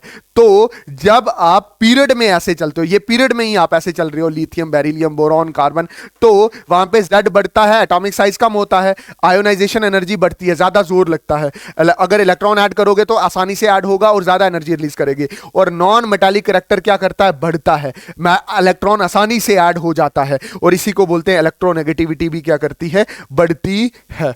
उसी तरह से हमारे पास, मैं इधर बता देता हूं कि जब आप इधर से इधर आए तो इलेक्ट्रोनेगेटिविटी बढ़ी, जब आप ऊपर से नीचे आए तो इलेक्ट्रोनेगेटिविटी क्या होगी, कम होगी, और नीचे से ऊपर जाने पे इलेक्ट्रॉन एफिनिटी क्या करती है, बढ़ती है। ठीक है, उसके बाद है दैट इज इलेक्ट्रोपॉजिटिविटी, बिल्कुल इसका उल्टा है। क्या है, tendency to repel the shared pair of electron, मतलब कितनी टेंडेंसिटी है कि ये इलेक्ट्रॉन से नफरत करे। ठीक है, ये नंबर ऑफ शेल पे डिपेंड करेगा, न्यूक्लियर चार्ज पे डिपेंड करेगा। देखो समझना ध्यान से, जब शेल बढ़ता है, साइज बढ़ता है, इलेक्ट्रॉन दूर होता है तो आसानी से लूज हो जाता है। तो जब ऊपर से नीचे आए तो इलेक्ट्रॉन आसानी से लूज हो गया, मतलब ये इलेक्ट्रॉन से नफरत करता है, तो इलेक्ट्रोपॉजिटिविटी बढ़ी। तो नंबर ऑफ शेल बढ़ा, एटॉमिक साइज बढ़ा, आयोनाइजेशन एनर्जी कम हो जाती है क्योंकि आसानी से इलेक्ट्रॉन लूज हो जाता है, इलेक्ट्रॉन नेगेटिविटी भी, इलेक्ट्रॉन गेन इंथैल्पी भी कम हो जाती है। Non metallic character, non metallic character का मतलब क्या हो गया कि मतलब मेटालिक करैक्टर मतलब इलेक्ट्रॉन को एक्सेप्ट करता है, नहीं ना करता, तो वो भी क्या हो जाता है, कम हो जाता है। और इलेक्ट्रोपॉजिटिविटी क्या करती है, बढ़ती है, क्योंकि आसानी से इलेक्ट्रॉन को लूज करता है और उसकी वजह से मेटालिक करैक्टर भी क्या करता है, बढ़ता है। बट अगर आप ध्यान से देखो तो चार्ज ऑन न्यूक्लियस, अगर आप पीरियड में देखो तो शेल कांस्टेंट है, 2 शेल 2 शेल, यहां पे 3 पॉजिटिव और यहां पे कितना, 4 पॉजिटिव, इसकी इलेक्ट्रॉनिक कॉन्फ़िगरेशन 2, जब यहां से इधर आए तो साइज छोटा हो गया, छोटा साइज वाला, छोटा Z बढ़ने पे साइज छोटा हो जाता है पीरियड के अंदर। ठीक है, फिर आयोनाइजेशन एनर्जी ज्यादा हो जाती है, electron gain enthalpy, electron gain enthalpy भी क्या कर जाती है, बढ़ जाती है, क्योंकि छोटा एटम आसानी से इलेक्ट्रॉन एक्सेप्ट करता है, ज्यादा एनर्जी रिलीज करता है।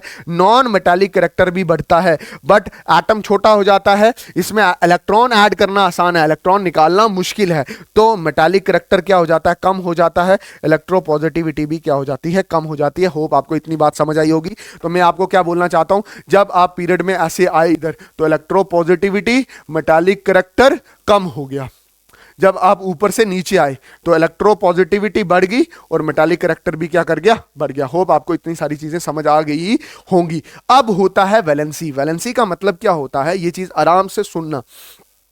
वैलेंसी का मतलब होता है किसी दूसरे के साथ जुड़ना, फ्रेंडशिप करनी, the tendency of atom to make the bond with the other which is known as the valency. अब इतनी बात ध्यान में रखो, क्या कि वैलेंसी को निकालने के 4 तरीके के। वैलेंसी जो होती है वो वैलेंस इलेक्ट्रॉन होती है अगर वैलेंस इलेक्ट्रॉन 4 से कम हो, और वैलेंसी होती है 8 माइनस वैलेंस इलेक्ट्रॉन अगर वैलेंस इलेक्ट्रॉन 4 से ज्यादा हो। ठीक, मैं इसको करके बताऊंगा। जैसे मैंने लिखा hydrogen 1, helium 2, lithium, beryllium, boron, carbon, nitrogen, oxygen, fluorine, neon, sodium, magnesium, aluminium, silicon, phosphorus, sulphur, chlorine, argon. और एटॉमिक नंबर कैसे बढ़ रहा है, 1 से 2, 3, 4, 5, 6, 7, 8, 9, 10, 11, 12, 13, 14, 15, 16, 17, 18। और इसकी इलेक्ट्रॉनिक कॉन्फ़िगरेशन क्या लिखोगे, 1, फिर क्या लिखोगे, 2। ये इलेक्ट्रॉनिक कॉन्फ़िगरेशन आप ऐसे लिखते हैं, 9th वाली नहीं होती है, 2, 8, 8 और 2। के में 2 आ सकते हैं, एल में 8 आ सकते हैं, एम में 8 आ सकते हैं और एन में 1 आ सकते हैं। पहली शेल में 2, दूसरी में 8, तीसरी में 8 और फिर इसमें लास्ट वाली में क्या होंगे, 8 होंगे। और जो लास्ट वाले इलेक्ट्रॉन होते हैं ना उसी को बोलते हैं वैलेंस इलेक्ट्रॉन। देखो ध्यान से, इसमें 3 है तो 2 कामा 1, इसमें 4 है 2, 2, 5, 2, 3, 6, 2, 4, 7, 2, 8। 5, 8, 2, 6, 9, 2, 2 और 7, 2 और 7, 2 आए, 2 कंप्लीट हो गए, फिर 7 आए, फिर ये 2 और 8। अब मेरी बात ध्यान से सुनो, आराम से सुनना।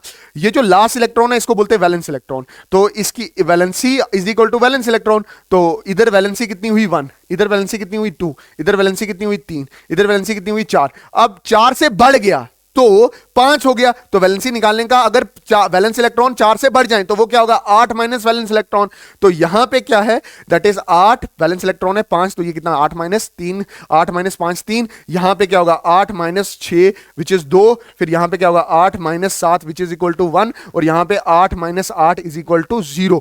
हीलियम के केस में याद रखना कि यहां पे ऐसा कुछ नहीं होता, इसकी याद आप एक्सेप्शनली याद रखोगे, इसकी वैलेंसी भी क्या होती है, 0 होती है।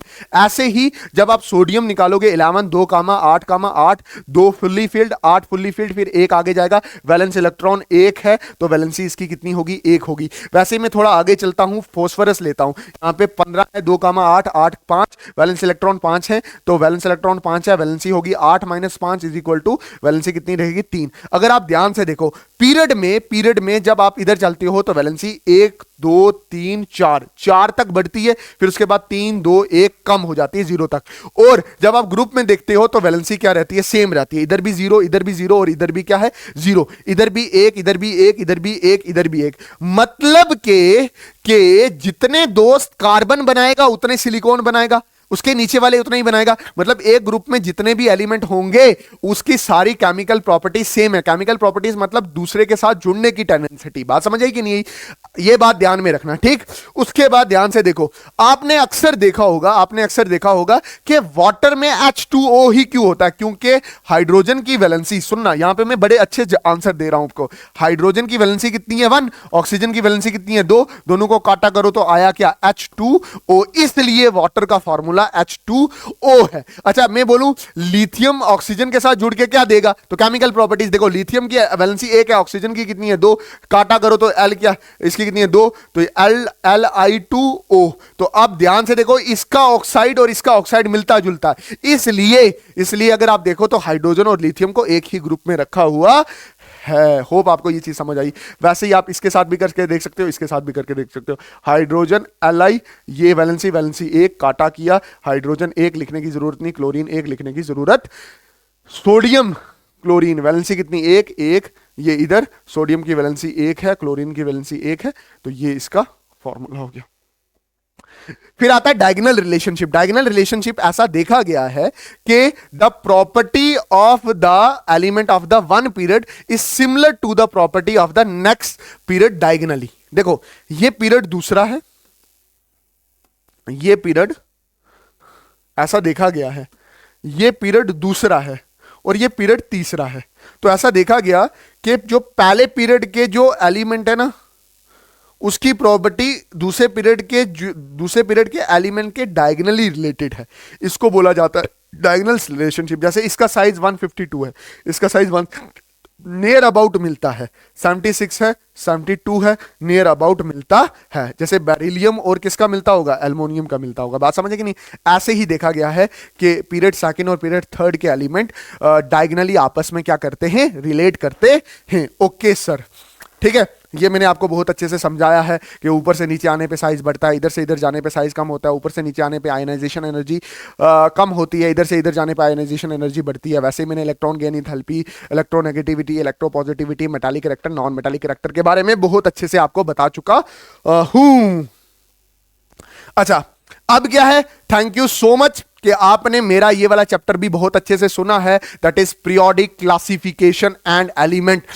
अच्छा इसके जो नोट्स हैं वो आप मेरे टेलीग्राम चैनल से ले सकते हो या मुझे डायरेक्ट मैसेज कर सकते हो। अगर मैं रिप्लाई नहीं कर रहा, मेरे यूट्यूब चैनल पे टेलीग्राम का लिंक पड़ा हुआ है, आप वहां पे जाओ, वहां पे जाके आप मैसेज करो, वहां पे जाके टेलीग्राम चैनल को ज्वाइन करो और वहां से नोट्स हासिल कर सकते हो।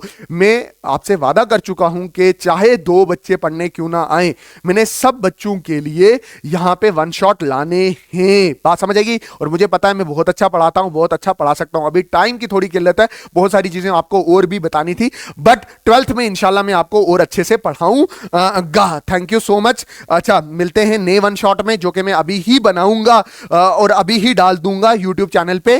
और थैंक यू सो मच कि आप मुझे इतना सारा प्यार दे रहे हो। बहुत सारे बच्चे बोलते हो पीडब्ल्यू ज्वाइन कर लो। इंशाल्लाह अगर उनकी नजर हमारे पे पड़ी, हमारे काम पे पड़ी, अच्छा लगा तो ज्वाइन कर लेंगे, ना पड़ी तो नहीं ज्वाइन करेंगे। वैसे वहीं से मोटिवेशन आती है कि यार अगर वो सारे इतनी अच्छी से मेहनत कर रहे हैं तो हमें क्यों नहीं मेहनत करनी चाहिए। ठीक है, और क्या बात करती है। मिलते हैं किसी और नए वीडियो लेक्चर में या वन शॉट में। जैसे कि मैं बता चुका हूं, तब तक के लिए अल्लाह हाफिज, अल्लाह रखा, जय हिंद। सलूट थोड़ा लेट बचा है ना चलो कुछ नहीं, दोबारा जय हिंद।